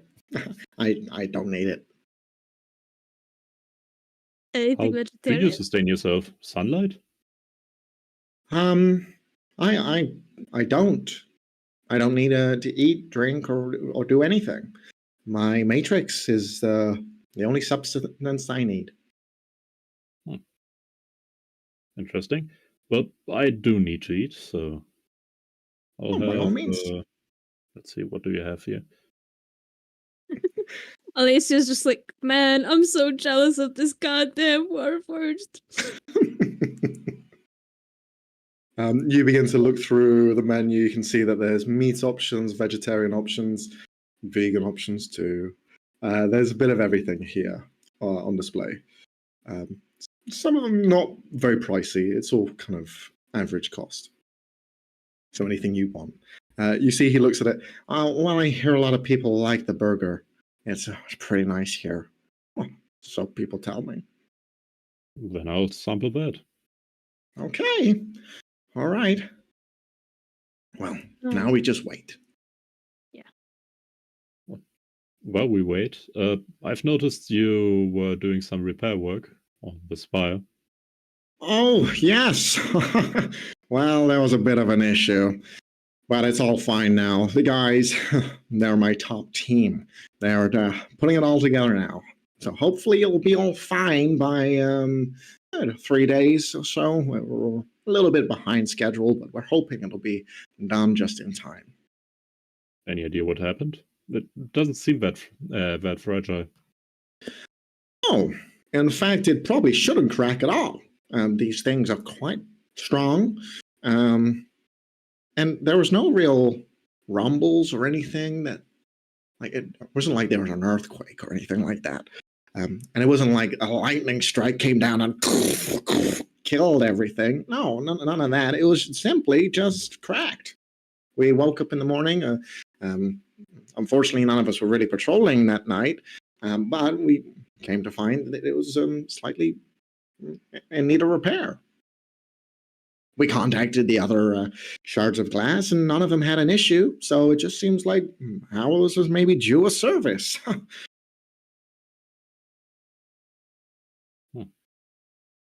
Curious. Yeah, it is a little curious. I won't lie. On a side note, though, we are once again coming from the direction of Trasvilar, and apparently there's been a murder and replacement. Oh, what now? What? Murder? Oh no! Why do people do this? There's the High Priest of Teller was apparently killed, but more curiously, replaced.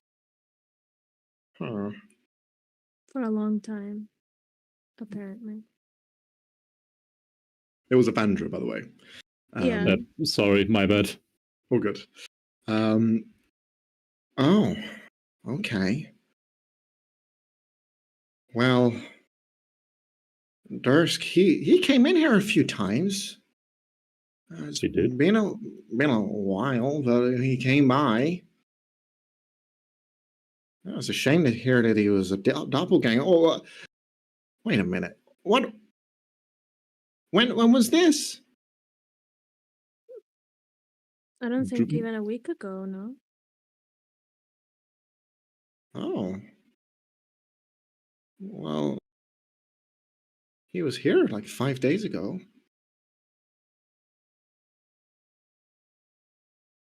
Okay. That's 5 concerning. days ago. As far as I know, the murderer escaped, so if he's still in the guise of the High Priest, Well, Mhm. as far as I understand, he came by and he went straight to Ravenna. He spoke to her directly, and they had a conversation. But I don't know what it was about. But this is quite important. Maybe we should go to her and tell her all of this. And maybe she's in danger. You see, he begins to kind of get a little agitated. Are you? No, you should eat. And he sits back down. Uh, We'll figure it out later. And perhaps we should talk to some of the Warforged. Sure. Do you think there might be a problem here? With an intruder like that, maybe is it possible one of us is compromised? I'm not sure, but it sounds weird. Some strange doppelganger comes through, and days later the spire cracks.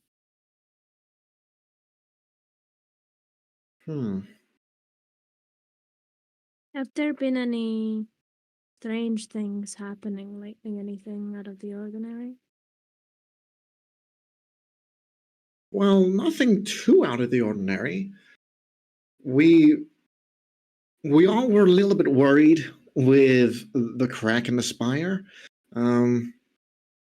So much so that, the representative of the Oxydermis that lives in the spire, he asked all of us to return for a service or for a maintenance to ensure that maybe this had affected our matrix. I've not been yet, but So I don't know.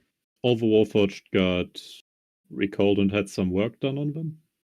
Well, not all of them. It's been a process. It takes a while, of course, because you can never be too careful. So there's a few others that haven't had the service yet, but well, I'd say most of us have now. Most of my guys working on the exterior, they have. But yeah. I look pretty much askingly to Alicia. I think at this point we should tell him we need to react fast to this. Alicia nods to that. In truth, we have some theories regarding what's going on. We were hired to exterminate demons, and there are some here. Do you remember the strange-looking pets of Ravenna? Yeah. Those are demons. Really powerful ones too. It sounds strange, but that is their guise. They're hiding. And apparently doing something that we should stop as quickly as possible. We were also led to believe that the doppelganger would be another demon. We're theorizing that, but I'm theorizing that.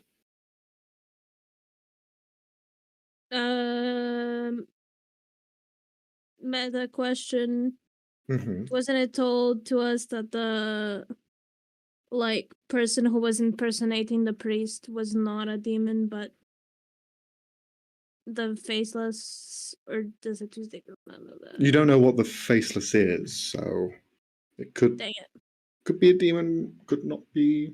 You're not sure. Okay. Yeah, this is just pretty much just Oren with his tinfoil hat. Yeah, generic sort of theorizing. You see, he kind of looks over. If each one of you could roll a persuasion check, just to see if you can kind of convince him of this. DC is not high, but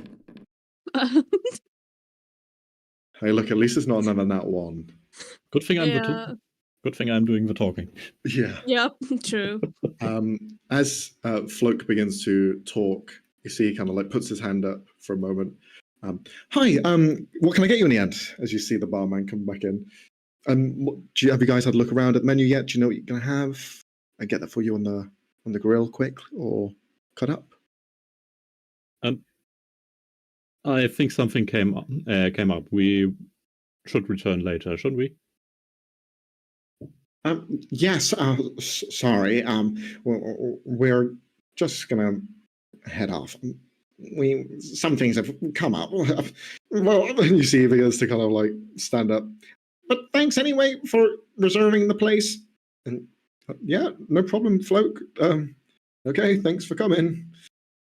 Apologies. We'll come back later. No problem. Floke begins to kind of walk out with the rest of you. Huh. Okay. Also, there's some strange grayish trees. We suspect the demons might be monitoring through those. At least they can walk. They can pass through those, like some kind of teleportation deal. They're not natural. I thought they were weird. I got a bad vibe from them, but I asked the people here, and no one seemed to see it. So I just thought it was myself. No, If you have they're a definitely handle old. on where those are located, you could perhaps direct us towards the Warforged who didn't undergo the process while avoiding them. Sure. I have a pretty good idea of where everything is in the town. I was pretty much made here, so yeah, I know where they are. Okay. Well, if you think there's a problem, do you not think we should maybe speak to Quatris or our leader of the Oxydermists? Do you think he's just inside of the shard? Should we inform him? I wouldn't want to. If he's the mess things person up. recalling all the Warforged, then perhaps it would be best to alert everyone else. Ulrin and Alicia, could the two of you roll Arcana checks? Yep. Oh lordy, okay. I suck at those. Oh damn. 2 11s. You see, as you're having this conversation, a Warforged walk past, look towards Floke and just say, "Hi, Floke! Hey, hi!" A little bit kind of like flustered, not sure what to do. The Warforged just kind of waves and walks past. Floke kind of turns back to you. That's one that was serviced. Did you see anything on him? I'm not Look sure if back. there's anything to see specifically. You look over and there's no real like physical change. He seems to be just like a metallic stone warforged for the most part. You didn't notice any sort of subtlety, no change in sort of the demeanor of the warforged that you've noticed being here before and your general knowledge of them. Huh, okay. Well, I don't know how to go forward with this. Is that why you're here? Are you here to kill the demons? Oh, both of them? Or not. Yes. Oh, wow. Okay. Are the Huh. Warforged that went to that place aware that they went and came back? Yeah, they were. Were? Or Well, are? they've been and they've come back and they seemed completely fine. All they did was kind of check on the matrix. Some little kind of observations here and there, but they seemed all fine. No need to like go any deeper. Only observations, or was it worked on? Some of them did mention that there was a closer look, but no, they said it was quite a fast operation, which in hindsight sounds wrong. When they were in there, they'd been there for Hours. Hmm. Could be that their memories were wiped. Oh, okay. Uh, well, this isn't good. What should I do? Is there perhaps a second in command or someone lower in the hierarchy that hasn't been worked on yet? He raises his hand. And Wait, what are the sorry. chances you can influence them to avoid the procedure for now? Well, there's only 4 left, and mine's this evening. Is Well, there a chance you could delay it? I don't think you should go. Uh, no one's delayed theirs. I think if I were to try that, might make things more difficult. I don't really know. I can try. I can try and talk to Quattrus myself. bad idea. I mean, if he is doing something, then you certainly don't want to be alone with him. That is True. true. But I have mentioned your name, Ulrin. Maybe we could go in together, and maybe that'll stop him from doing anything to me. I've talked about your fascination with Vidri, and they were quite, well, ecstatic that someone was so invested. Maybe we could go in together. I don't. You think perhaps they would accept me as an observer? Maybe, or maybe you and I could try and come up with an excuse. I would hate to lie, especially to my commander in chief, but if that's what's necessary, I don't know. Well, I think the safest option for you is for us to be there.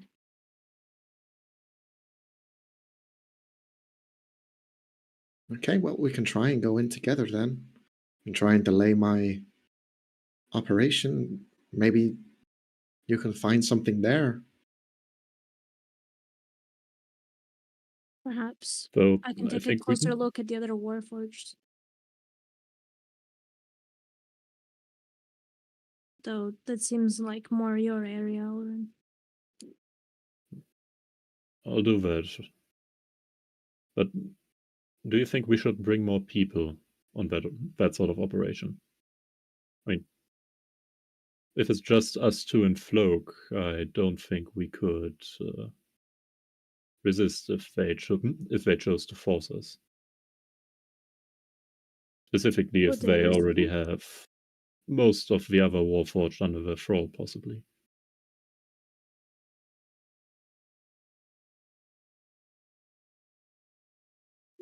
Maybe we could wait for Cal and Helen to come back.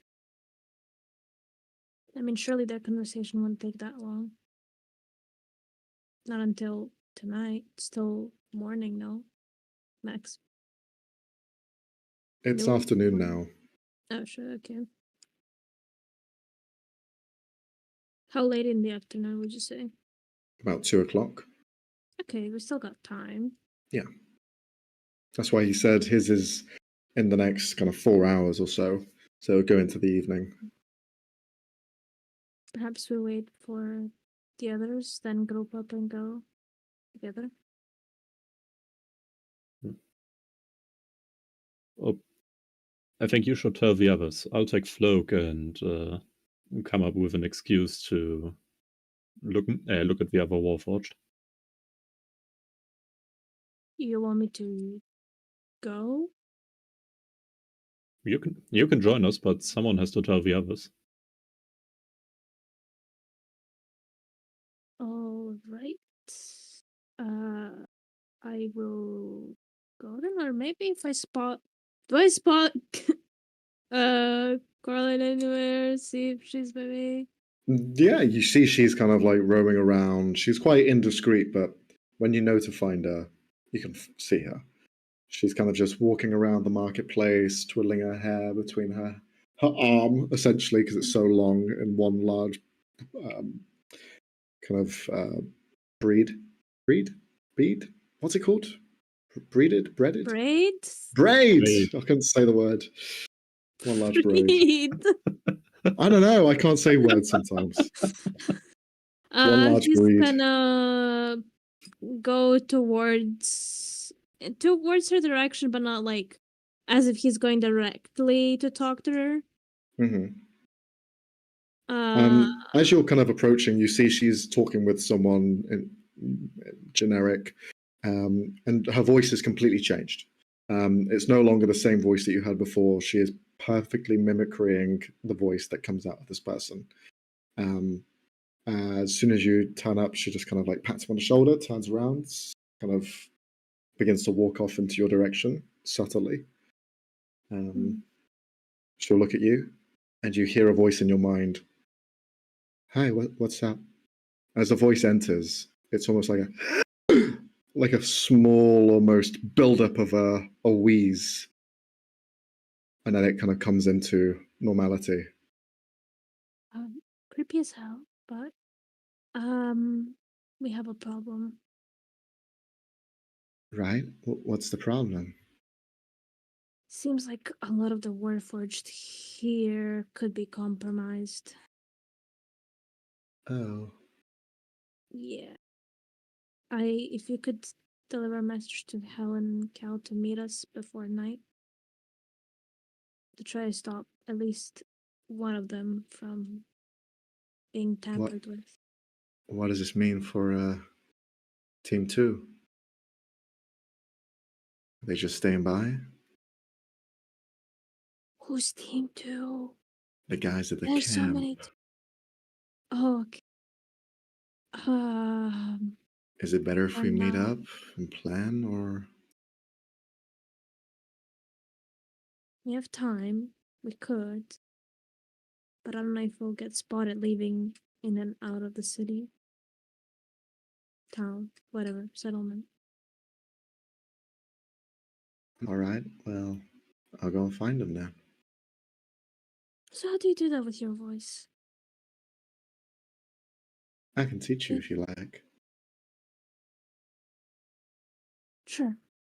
After we deal with this. But thank you. All right. It's okay. As you head back, the final words that leave her mouth, you just hear that exhale, almost inhale back. Oh, In that time, everything around you was muted. It's like her voice was the only thing in your head. You didn't realize this, but you were actually deafened, and everything around you was just kind of like not real. Like you had an outer body experience, and it was just in your head the entire time. But you see she kind of like walks off and then tries to find Cal and Helen. Cal, you and Helen walk up to the main building to where... Yes. Sorry. Mhm. Before that, Cal did want to make a quick detour to the plant shop. Okay. Okay. Okay. For plot reasons too, not just because he wanted to meet the stoner guy again. Sure. Mostly. Mhm. Also plot reasons. So, yeah. All right. You find Trinket and Tonics, the kind of organics crafts shop. Same establishment as last time. Nothing's really changed. You see the vines, the flowers outside of the shop. The door is open. You enter, and you're greeted by two large kind of snaps above. Rather than a bell, it is these kind of man-eater plants that just kind of create the sound of someone entering. The place has a few people in there, but you see the large pot-bellied centaur with this huge, long dreadlock of hair and beard, all kind of woven into one. He'll just see you and kind of wave, "Hey, is that Calameus? It is. Hi. How have you been? Wow, I've been amazing. How's the plant going?" It is going great. Look at it. Oh, that's Quite impressive. Congratulations. It's some people they get eaten by their man-eater plants, so good on you for not. Yeah, managed to make it well cute. It's cute, isn't it? I think it's really cute. It's I kind of like the grown out of that small really cute boots. stage, but No, I Yeah. think it fits perfectly. I think, well, I think it looks mighty cute. yeah, doesn't it? It does. By the way, would you recommend that I repot it? Would you recommend that I put it in a bigger place? Because it is like its roots are sort of attached to the boot at this point. Is it? Does it look happy in there? You know what? I think maybe remove the sole of that boot and put a bigger one underneath it. A And then bigger have it boot. just grow in this ladder of boots. Yeah. Then you Yeah, could wear that's- like a bandolier around your waist. Just baby boot, kid boot, mama boot, and dad boot. That's a great idea. Where do I get a big boot though? Oh well, I've got one. You See, think I that- What? sometimes have to get Really? some. Well, yeah, of course. We have giants here, so I've got to make sure Oh, that I that's a can good point. help sell to them too. It was actually a refurbished one. I was going to turn it into a nice pool for myself, but I guess you can take it in your stead. Let me go If around it's back. that and big, get it. I don't actually. Okay. No, a pool for my ducks. Oh, But it'll be fine for you. It might be a little big, but you can take it nonetheless.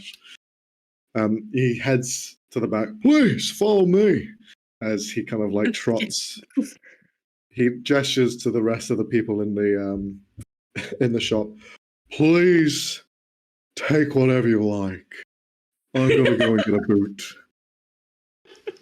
See people just looking around. Thumbs up.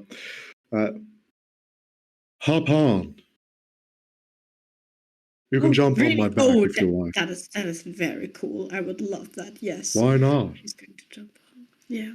Not everyone has a chance to ride a centaur, so This is so cool. he trots along. Two of you kind of just bouncing towards the back end of the shop. The back end of the shop is potent in smells. Let's just say it that way. You're walking through green, brown, red, vibrant colors, all growing underneath these kind of like small, like sun traps. The smells, I need you to roll a wisdom saving throw. Oh, okay. Oh, well. Cal is you are flying high. You are on a good trip. All of these smells culminate into one. He kind of turns his head to the back of you. Enjoy the trip. As he's kind of saying that, you see his lips kind of grow larger and then they pop like balloons as sparkles begin to emerge. His mouth opens and splits open. You see a duck head form and he just looks at you. I guess it's working. And he just continues working. walking to the back. Eventually, he leaves this kind of greenhouse area and you find a storage unit where there's tons of different things, almost like a shed, but it's amplified to the tens. Here you can see different tools, implements, and things that he uses, as well as a large giant boot. For you, you see the boot has a mouth and it's just kind of like an alligator chomping around. There it is. That looks dangerous. It's not gonna eat me. Oh, can I? Only if you let it. I guess Yes, that's good. On the topic of eating, have you? Wait, no, not allowed to tell that. The weird plants, the stuff outside. Did you see those? Oh. That's some sharp teeth. You're talking about the boot opens its mouth. Thank you. Closes again. Oh, that's fun. Oh, you're talking about the grey trees, the small shrubs. Yeah, the evil Wah. ones. Those, yeah. Oh yeah. They've been planted by Dravenabov. She's got a bit of a green finger herself. That's lovely. We love a green finger. Well, these are a little different. Her dogs like to go through them and teleport and wah, wah, wah.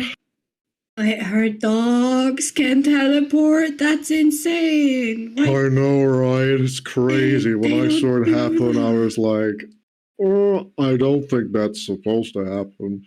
But I just sat there and enjoyed the ride. Wah.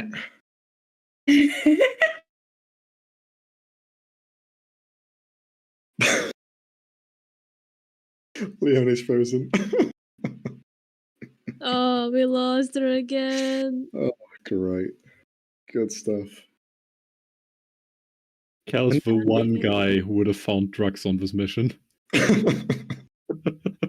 Somehow always finds a way. Cal's like the character that always finds the like the weed mission in a video game. Like there's always going to be one weed mission. Like in Far Cry, you need to burn the weed. Oh, there he is. I'm back. Cal was just asking if the trees do anything, if the dogs do anything else with the trees other than teleporting. Oh, well, I've seen them. Well, the trees almost move sometimes. They're Yeah. not supposed to do that. They're not. Well, I don't know. I sometimes see trees move all the time. Yeah, now that you say it. That tree's moving. That one too. Yeah, they all are. That's But yeah, I get a freaky feeling from these trees, so I'd stay away if I were you. I feel like I'm being watched. Really? I like the Yeah. clouds? Or the boots? Or By you, silly. Wah, wah, wah, wah. you got me good there. This is good fun. Well, if you need to get rid of them, I'm not supposed to tell anyone, but here's some pesticide. And he hands you this kind of like bottle of kind of liquid. That'll get rid of the trees if you need to, do some business. Amazing. You're a great guy. You're an amazing guy. No, I'm the really. best guy. Really. I'm the best guy. Yeah, you're the best. You're the best. But just spray a bit of this and they'll be gone. Cool. That's really cool. I think I should lay down. Everything is a lot. How Like, about you take a more seat than in the usual. boot? But it might eat me. I'm only you. Oh, okay, never mind. He said he won't eat me. I'm gonna. He did? Yeah, can you hear him?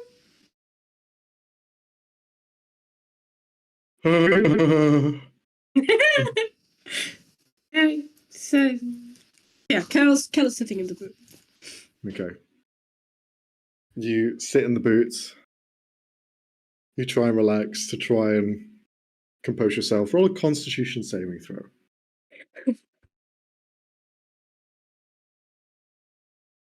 Oh wait, Will the no, boots- wrong button. Will the boot heal? This is when you're rolling that 20. Oh, 19. Close enough. The psychedelic effects begin to loosen. You see the boot, now as you're sitting on it, the laces look like eyes, and the mouth just kind of says, I'm gonna miss you. Oh, I'm gonna miss you too. Take me with you, please. And I will. clean me. Please. I stink. And it just reverts back to a normal boot as the psychedelics wear off. You are now sitting in a smelly, stinky boot, and you are no longer tripping.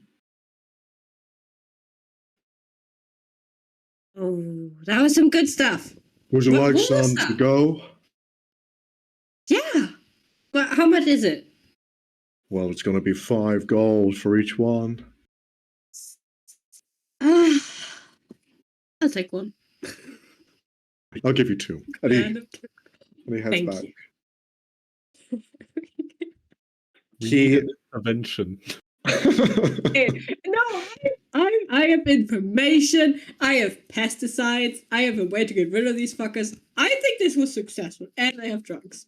You are given a bulb to grow yourself, and he has given you a kind of almost like a chunk of this, like, the only way I can describe it is like pasteurized, sort of like, you know how food is packaged and like dried up into chunks and then they just shave it off or whatever. It's kind of like that. So you have one chunk, but it's probably lasts you for like a few months. Nice. And he hands you a bulb as well. You can grow this yourself. Make sure you give it plenty of sunlight, Mm-hmm. and plenty of water mixed with sugar. It likes sugar. Okay. Gotcha. Carlos writing this down. Well, So he doesn't Cal, forget. you're kind of like one of my favorite people. Not the favorite, but you know, whenever no, you that's fair. come, it's just a delight. Yeah, I know I was really high just there, but you are really a cool guy. No, that wasn't a lie. That wasn't the stuff talking. You're really a cool guy. You're right out of my heart. So thank you. Thank you for coming and seeing me in my tiny little shop, and for indulging in all of my very bodacious weed. Yeah, it was great stuff. Also, thanks for the boot. I'm gonna probably put this in the cart, and then whenever we're not in a like runaway situation, I'm gonna have the plant in the boot. It's gonna be neat. It's gonna be really neat. I can't wait to see it next time you're here. Yeah, I'm gonna show you. It's gonna be super cool. Okay. And thank you for all of this. And he's just holding his purchases. It's like, yay. Yeah. As soon as he's outside, by the way, he's going to check that pesticide bottle he got. Is that Mhm. actually a thing? Is that just what is that? What did he get? It seems to be like a brackish, sort of brown, oily sort of liquid in a container, almost like a flask. And do you give it a sniff? Yes. It smells like battery acid in some way. Like how we Right. understand what battery acid smells like. It's kind of like that very harsh, very kind of acidic on the back of your nose, lingers, and you'd imagine that this would probably kill a few things if it were to pour on top of it. Nice. Especially things that So it might need, actually like- work. Yeah, probably work. Nice.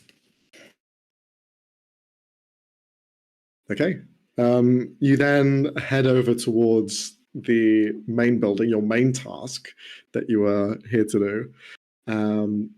You see the large building itself, very opulent in comparison to everything else, as it's now being decorated and fully prepared. The double doors are there, they are closed at the moment. There's no one outside, there's no guards or anything, but there are trees. There are grey trees that you can see just growing in areas towards the entranceway. How do you go about this? I am definitely imagining that Helen pocketed her amulet so that what happened in Vessel isn't happening again. Sure. As then, as we Helen just hit is her, kind of so- like pocketing the amulet, like alongside you, as you're kind of like telling her, and she's looking at you. You watch it glow in her palm, and you see it kind of like gravitate upwards. The two of you follow the eyes of where it was leading, and you see in the window above just these kind of like white, grayish eyes staring out and down. And we've lost Leonie again. Every time it's something. Every time you can't do big reveals, man. You gotta Mm. like slow it down. Not a slow roll up. Up, And she's back? back. Question mark. Hello. I'm back. You said Also, where the amulet points, and I bet you didn't say anything important after that. There's no way. You see the amulet points to the window above on the top floor, and it looks like grey, whitish eyes staring down towards the Mhm. entrance. Okay. You can roll a perception check if you want to perceive what it is. I mean, I have a feeling. But I am going to roll anyway. Feelings can certainly be had. For an 8. I'll give you advantage because Helen's there and she'll also be looking. So you can roll Helen? again. For a 12. 12. You see the drake, one of the drake dogs, these kind of like canine, almost draconic looking beasts that Dravenna has. Very kind of like Doberman-esque in how pointed they are, but they are like wide around the cheeks. They are kind of more monstrous in look, but their eyes are steely, and it's just kind of like looking down, looking around, and then looks at you. Helen! It's one of the doggos! Do you think I get to pet it this time?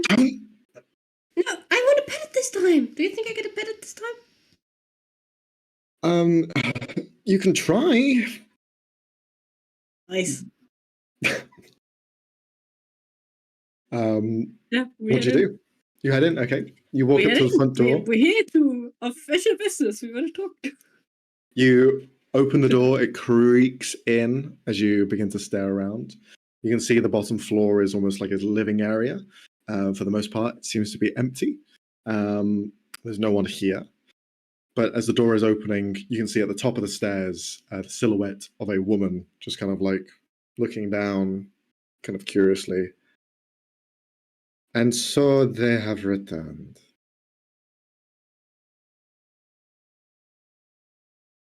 Come. And she kind of like walks up. We'll speak in my office. Does she seem meaner than last time? I feel like she's. You can roll an insight check. She's mean. She wasn't this impolite last time, I don't think. Oh, okay. Ooh, natural 20. Mm-hmm. You see she's hesitant, and she is very surprised to see you. But you also see almost like a wave of relief as well. I knew it. But she kind of like leads you. You hear the door open upstairs to where her study is, and do you follow up? Mhm. All right. All the way through this building, you had seen them here before, but they never really caught your eye because you hadn't known about them. But there's plants everywhere. There's small little bucket plants. There's kind of pots everywhere with all of these grayish sort of trees just growing out, small saplings, some bigger, some larger, some smaller, all just kind of like darted around. And as you're walking through, you feel like you are just being watched constantly. As you are entering, your footsteps are echoing, you climb up the stairs, and you find her study. The study itself has a window at the back, her desk in the front, chairs in the front, some kind of ornaments here and there on the walls, but there are trees in here as well. The bushes, the plant pots, everything is kind of like vigilant. The window behind her has a small little kind of overhang where you can see resting in the darkness the drake that had seen you from the window above. You see it just kind of like curled in itself and just looking at you. So, what happened to the business that we had? She looks towards Helen. Exploded. Well, that was quite an entrance that you had when you made it common knowledge that my stones explode. Kind of made things a little difficult for me. So I did not appreciate that. But again, you did not know what the word was, so how could I be so angry? Yeah, it was really not technically our fault because the guy that used it, like, he was selling fruit. Right. Okay. Well, I am not pleased by this because it has hampered a lot. My reputation I'm here sorry has about taken a that. slight turn for the worst because of these discretions. Mhm. Sorry. Do you have anything for me? Any news, any knowledge, anything at all that I had asked for? Well, do you have any interest in the Kuthine Morphals or happenings in Vessel? Kurthena Mortals, I could not care less. Mhm. Vessel, it has no management. It does. She sucks. She's really mean. I have already spoken to one of their allies, their colleagues. But they had mentioned some things, running into a couple of people, and I'm surprised. How do you know Gilgamesh? How do I murder a fish, like, without him being here? Why? Okay. Is he just purposely sabotaging us? That's okay. That's okay.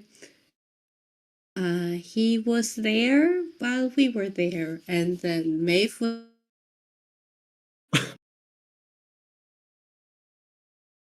God damn it! She can't even do a reveal, man. God damn it. Good lord. Well, give it 5 seconds. Or more. We should have a timer for whenever Leonie just DCs. Cut to commercials, cut to commercials. Got a break. This is what happens when you do it live, ladies and gentlemen. By the way, subscribe, follow, Yeah. hit like, share. We have an Instagram, TikTok. There we are. If you wanna watch little bits and pieces and some funny ha-has. Funny ha-has, Yeah. sad tears. I Yeah. don't know. But- Cool. Oh, there she is. Never mind. Enough She's with the. I was about to make a Shameless play for Rachel.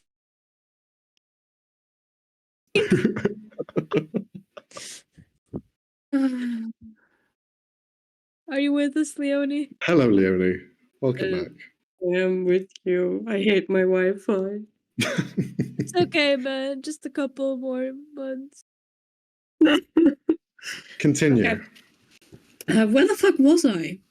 You were talking about Maeve. You were saying things about Vessel.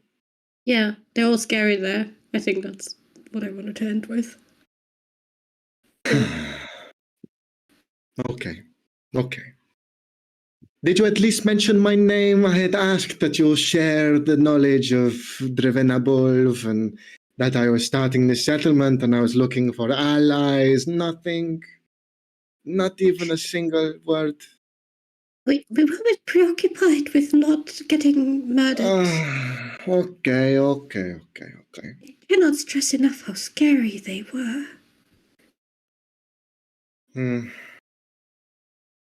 All right. Well, seeing as you have failed in your task, I am going to give you a second chance because I am ever so grateful and ever so abiding, and I am not so scary as I seem. But do this again, and I will come for you. If you think Okay. Maeve is bad, no. Revenabulv is much worse. Okay. She pulls out one of her drawers. You hear the sending stones inside shake. No, not that one. And she pulls back, pulls out a parchment, begins to write in it. Okay, I need you to deliver this message. Okay, I want you to deliver the message, and you will be giving, well, a warning. Same as last time, same procedures. Yes. A bit of roughhousing. Okay, mentioned my name several times. She begins to write in the paper, and you see she writes down, "Where the fuck is the horse?" Underlines horse. And then she will just say, "They are listening." Roll it up quickly before the dog kind of like begins to look around to see what she's writing, and she'll just hand it to you. So you'll see the name in there. You know who to contact. They are a small little tiefling boy. Just, give him a black eye or two. Wait, wants to beat up a kid? What Well, if he's he likes to 18, play like with he's- insects and stuff? That would be super cute. No, just No? really give him what for. Okay. So we literally just like give him, we beat him over the head so he remembers not to cross you. Yes, So be sure it to doesn't get escape rid of his the memory threat. again. And Get rid of the threat. Yes. Right. Because we can't Mhm. have these little children running around and messing with our things, right? Yeah, that would suck. I agree. Right. And well, if you don't get this done, then I'm going to be in trouble, and we're all in trouble. Okay, it's not just me, it is the institution that we create here. Okay, if we do not make an example of this, then the weeds will continue to grow, and order and destruction will take place for all of us. Weeds are really horrible. Right? You know, I recently talked to this guy, and he had some really great idea about like getting rid of weeds and pesticides and stuff. It was really chemical, and then I stopped listening, but it sounded really interesting. Okay. Then we are sorted then. Do this, and Yeah, you will be we're gonna go redeemed in beat up my the kid. eyes. Okay, we're gonna go beat up a kid, even if he likes to play with insects, because that's not cute. That's disgusting. Okay. Cal, I'd like you to roll a deception check. It would be really funny if he genuinely thought that he was supposed to beat up a tiefling kid. I am going to also roll for Helen. Oh, that's not good. Why is that not good? Why does also do rolling I for have Helen, anything to make so- that better? Let's see. I don't think I 15. do. I don't have Okay. shit. Okay. Mm. Okay. No, why did he roll off screen? You evil man. Because I like leaving you in moments of tense. So, okay. All I'll say is it's a good thing that Helen rolled a 15. Oh. Okay. Yeah, it's generally good. I mean, You see the I roll 11s in moments like that. Yeah. the demon dog looks up, curious. Seems like they want to look at the note that was written, but it was too quick for them to kind of like look at too closely. And the exchange is fast enough that they just kind of like lose interest and look back out the window, seeing as May Seeley is arriving outside. As Go, I get come up to on. leave, Quicker than later, come on. I feel like I have to do this. Mostly because I'm going to do this. By the way, I tried to pet your dog last time. Can I do it this time? Because they're really cute. Can I pet it?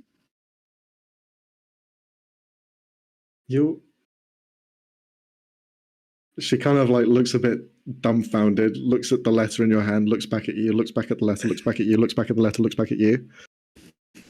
No. If they don't like being pet, that's okay. I just, I tried to last time, and they didn't want. I can take a hint. Yep. You see the dog get up, jump down from the little perch, and they'll begin to walk by you. And they'll stop. I guess she wants to be petted. I mean, I'm gonna take this opportunity and give it a real throw once over. Wow, carefully petting it. Roll a. When am I getting this close again? Roll a insight check. Mm-hmm. Keep your friends close, but pet your enemies? Yes. 23. You begin to rub. Where do you rub specifically? Probably just the typical way you rub along a dog's flank. Just runs across the back. Sure. essentially. It is scaly, so there are elements that you're kind of like going against it, and it's just kind of going across. But some of them flex slightly. You do feel that there is kind of moments where it shifts almost, like when someone gets ticklish and they kind of like cause almost an instinctive reaction against their body. You see the scales shift and change into other kind of more jagged, sharp sort of barbs that go down its back. You also see that it's quite like muscular. It's thick-necked underneath that kind of illusion, that shape changer sort of aspect that they have. You just sense that this is a very kind of beefy. I will also ask you, because you are so close to it, and you are, what would it be if you could roll a D100? Aww. The lower the better. Oof. 60. Okay. 60. Now, if you could roll 4d4s. Okay. Separately or at all? Once. Individually, please. That would be Okay. easier. No. What's it doing? Why is it doing that? Come on. Okay. 2, 1, 4. Oh, are we getting all the numbers? We're not getting all the numbers. Not quite. Okay. So, I'm going to give you this option, Leonie.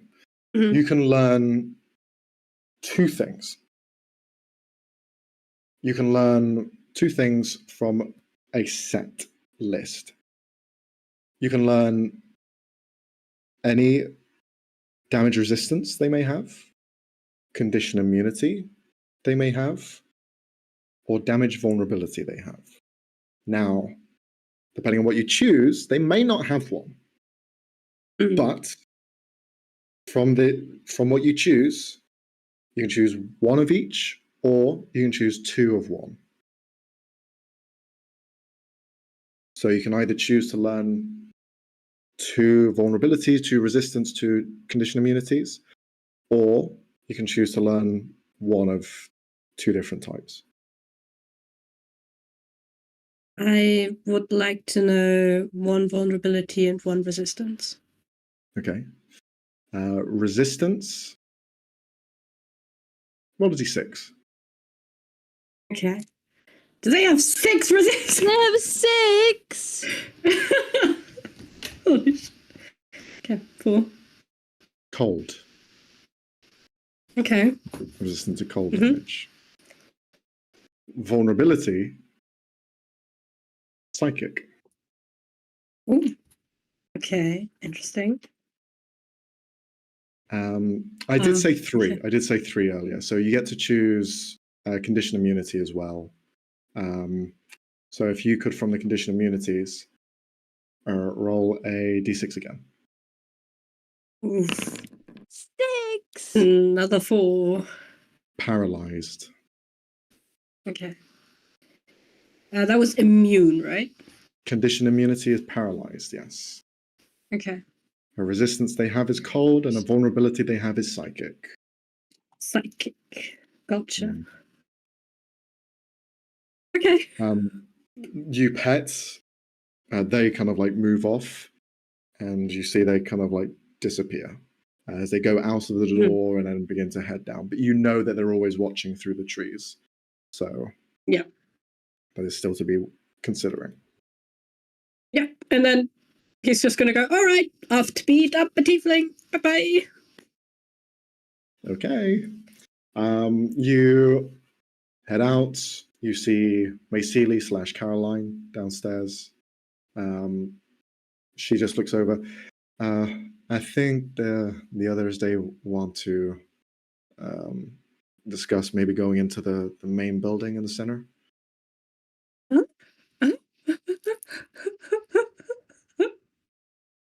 Okay.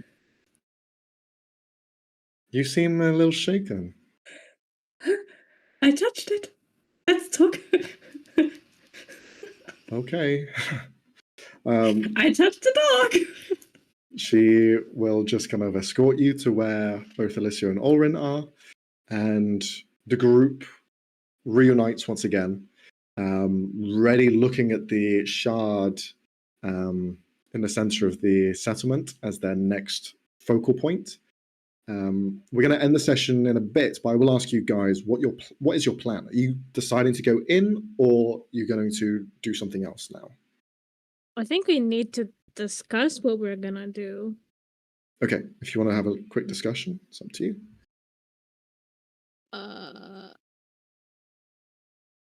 Yeah, sure. I mean, Kyle, Helen, join us. I feel like both groups have like a oh fuck, we're fucked look Yeah. on their face. Please Also, tell me Cal you is have good news. paranoidly checking for plants. He's just like, the plants are evil. No, okay. The plants are not nice. Can we like move away from the evil grey bushes of evil? Yeah, I'd say you're aware enough of them that you can, for the most part, hide from them. But because you are trying to purposefully avoid them, to avert any sort of suspicions towards you, I will ask for a performance or stealth check, as you are trying to blend in and not look like you are straight up just avoiding all of these places that will detect you.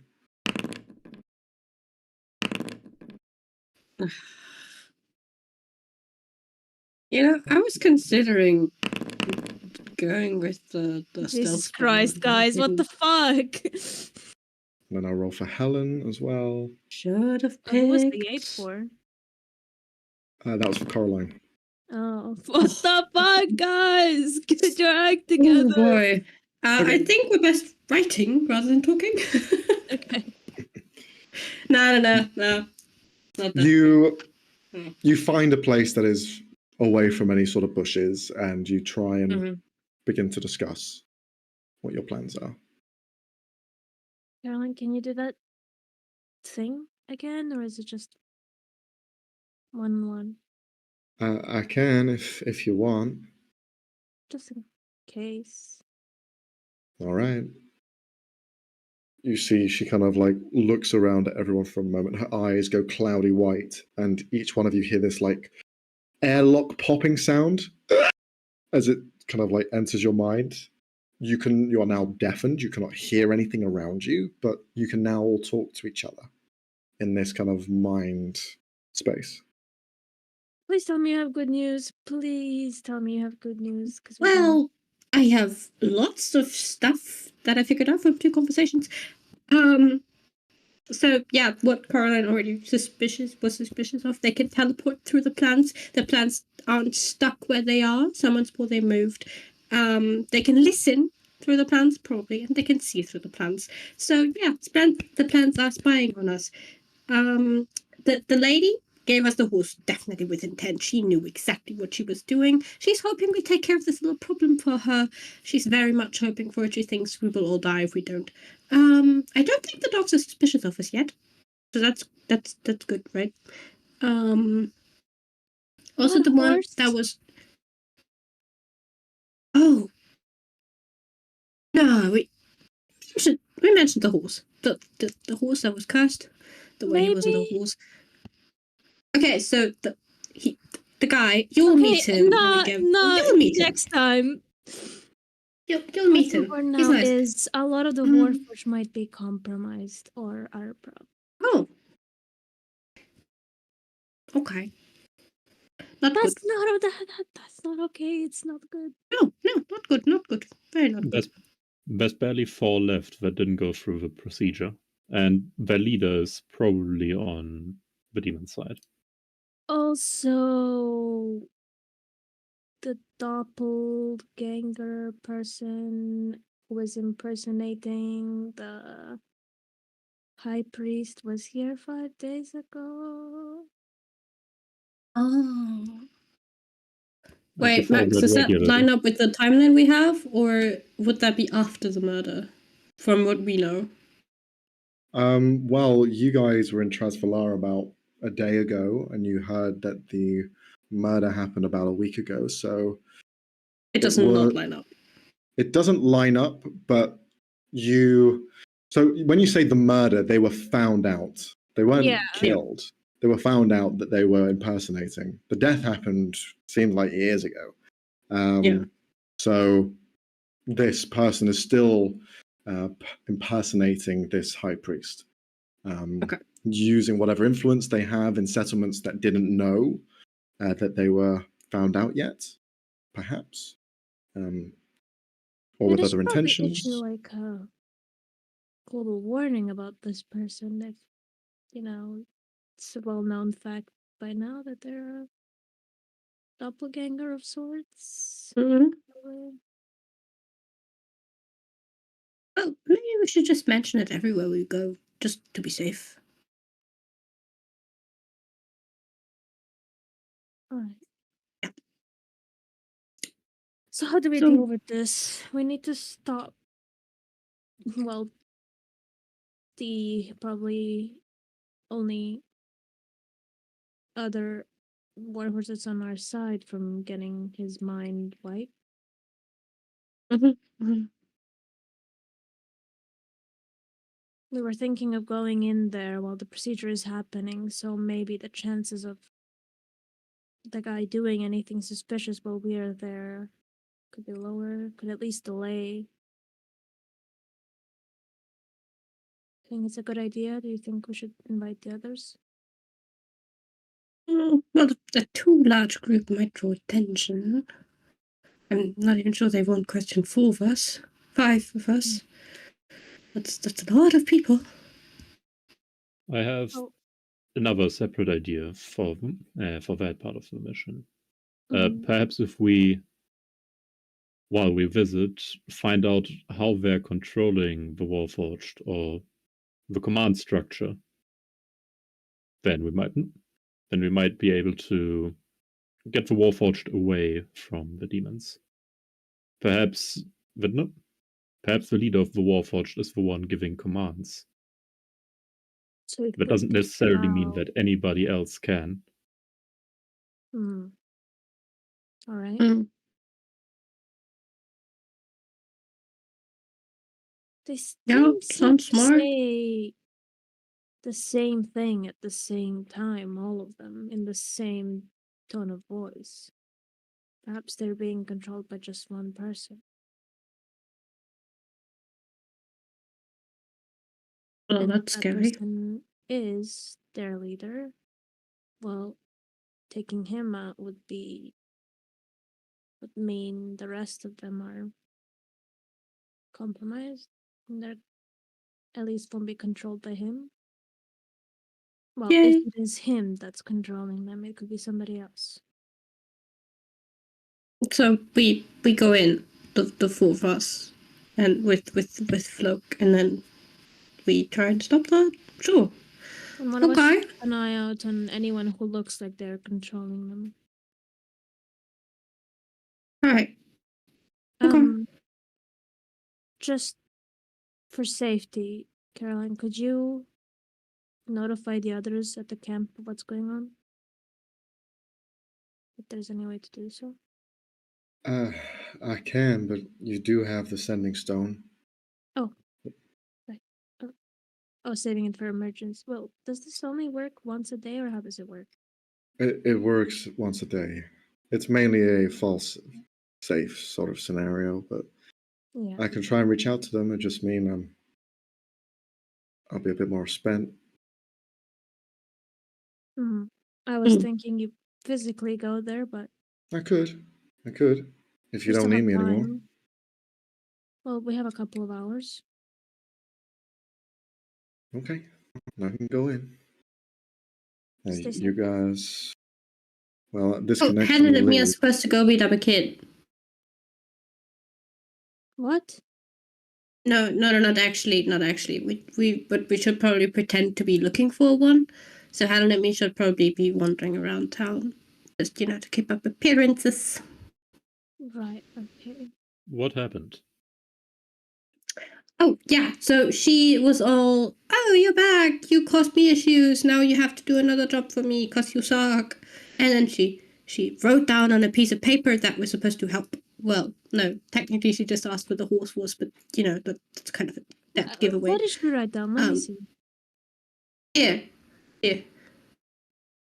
And on the note, it just says, "Where is the horse?" Underlined horse several times, and then "They are listening" written underneath it. It's all in like quick handwriting. It's not elegant. She just kind of like, you could see it was panic, rush. Okay, yeah. so we know she's definitely not on their side then. Yeah. Or at least not anymore. Maybe she started out on their side and she's not. She's a bit, but who knows? And why does she care about this horse person? Oh, the horse is an anti-demon weapon sort of. He's cool. You'll Why meet didn't him. we bring him then? Because he's busy. What? Busy doing what? If he's Research. an anti-demon thing, why isn't he here? No, he's not an anti. He's He doesn't like them. They have a history. You'll meet him. It's complicated. Caroline will like speak up. He's researching on where the next one is. Oh, We have a contained fragment of a demon. Oh yeah. He's currently with Hazar trying to understand where it originated from. Thank you for a more clear answer. I quite like Cal's, but yeah, precise and to the point might be helpful. Yeah. At least calms my nerves a little bit. I thought he was just off vacationing somewhere where we had to deal with this. Yeah, no, that maybe.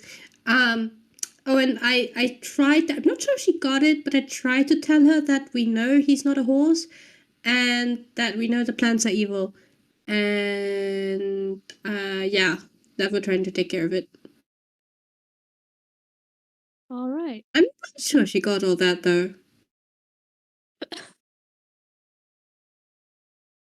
All right. Well, what is the plan? You and Helen go pretend that you're trying to find the kid to beat up. Yeah. And me and Nolan do exactly. You wait, and then when it's time, we all go do Flock's thing, and try and stop the evil robot guy.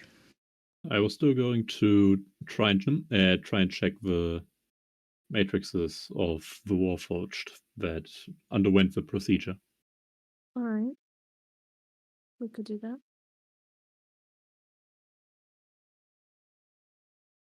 All right. Am I bringing everyone here, or are they staying back at base camp?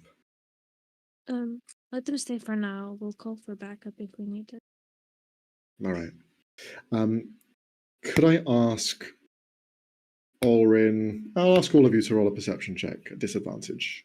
Oh, fucking Why? Can I just though? close my eyes? Rolling at disadvantage is very dangerous. Oh damn! You can abstain from rolling if you wish. Yeah, I'm not seeing anything anything anyway. Okay. I'll roll for Helen as well. No. I don't think their Plus- perception's too high either. Really? I don't think so. Their inside is probably good, but not their perception. Yeah.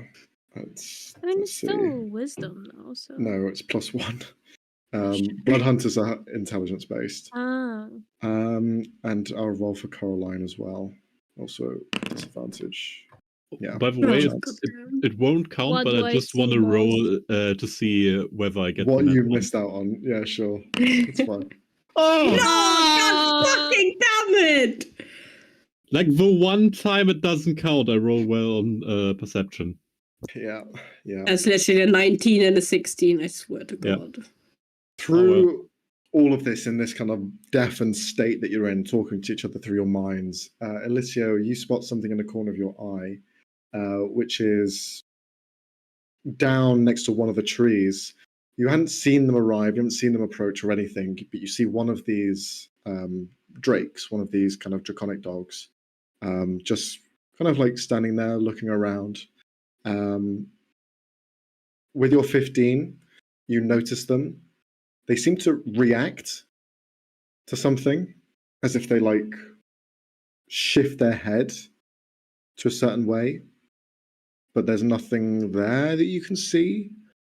You're not sure what it means, but then they just kind of like trot off. Seem like they reacted to a sound, or like they physically interacted with. You can roll an insight check. Okie dokie. 13's not high enough, unfortunately. Shit. You're not sure what they reacted to. Can I tell if they were listening?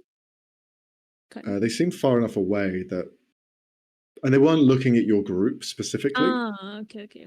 They were just kind of like looking around, but whether they were listening or not, they didn't show it. But it just kind of like shifts along and trots out of sight. Alicia's just gonna slightly elbow Cal. Don't look. It's nearby, but it seems that something has disturbed it. One of the drakes. We should Okay. probably get going before it spots us. Just Yep. standing in a circle, quietly staring at each other. Silently. Okay, Cal, could you Having roll a intense perception eye check, please? Mhm. Still a disadvantage, or? Straight roll. Go. I swear. Never mind. That is worse than with the What do you disadvantage. mean? Never mind. Damn. The same as the one with disadvantage. It was to see where the drake had gone. But you cannot see where he went. Eliseo points at them, and you kind of like look up and you don't I see don't where he went. Pointless. Wow, but you gesture. There's the dog! I said it's nearby. You go like I that. didn't say where it was. Demon. No. That would have been there. Grab your pitchforks! Well, with that in mind, you have somewhat of a plan. You're going to split up. You're going to investigate, go into different areas, ask and inquire with these Warforged as time is ticking. A couple of hours have passed since you've been in the town. The sun is starting to set. It's getting into about 4 o'clock in the evening, late afternoon, beginning of the evening. And even though the sky is clear, you know in a pinch, Richter can make it not so. But whatever happens will be next session, and we'll pick it up there whenever we do have our next session, which is going to be not next week, I think the week after. But anyway, to keep up to date on when the session is, subscribe, everything, the stuff. Stay tuned. We already Yeah, did this everywhere. We already shameless did it. self-promo. Yeah, I'm not going to do it again because it feels too much. But yes, thank you for joining, and we'll see you next time. Bye-bye. Bye. Bye. Bye.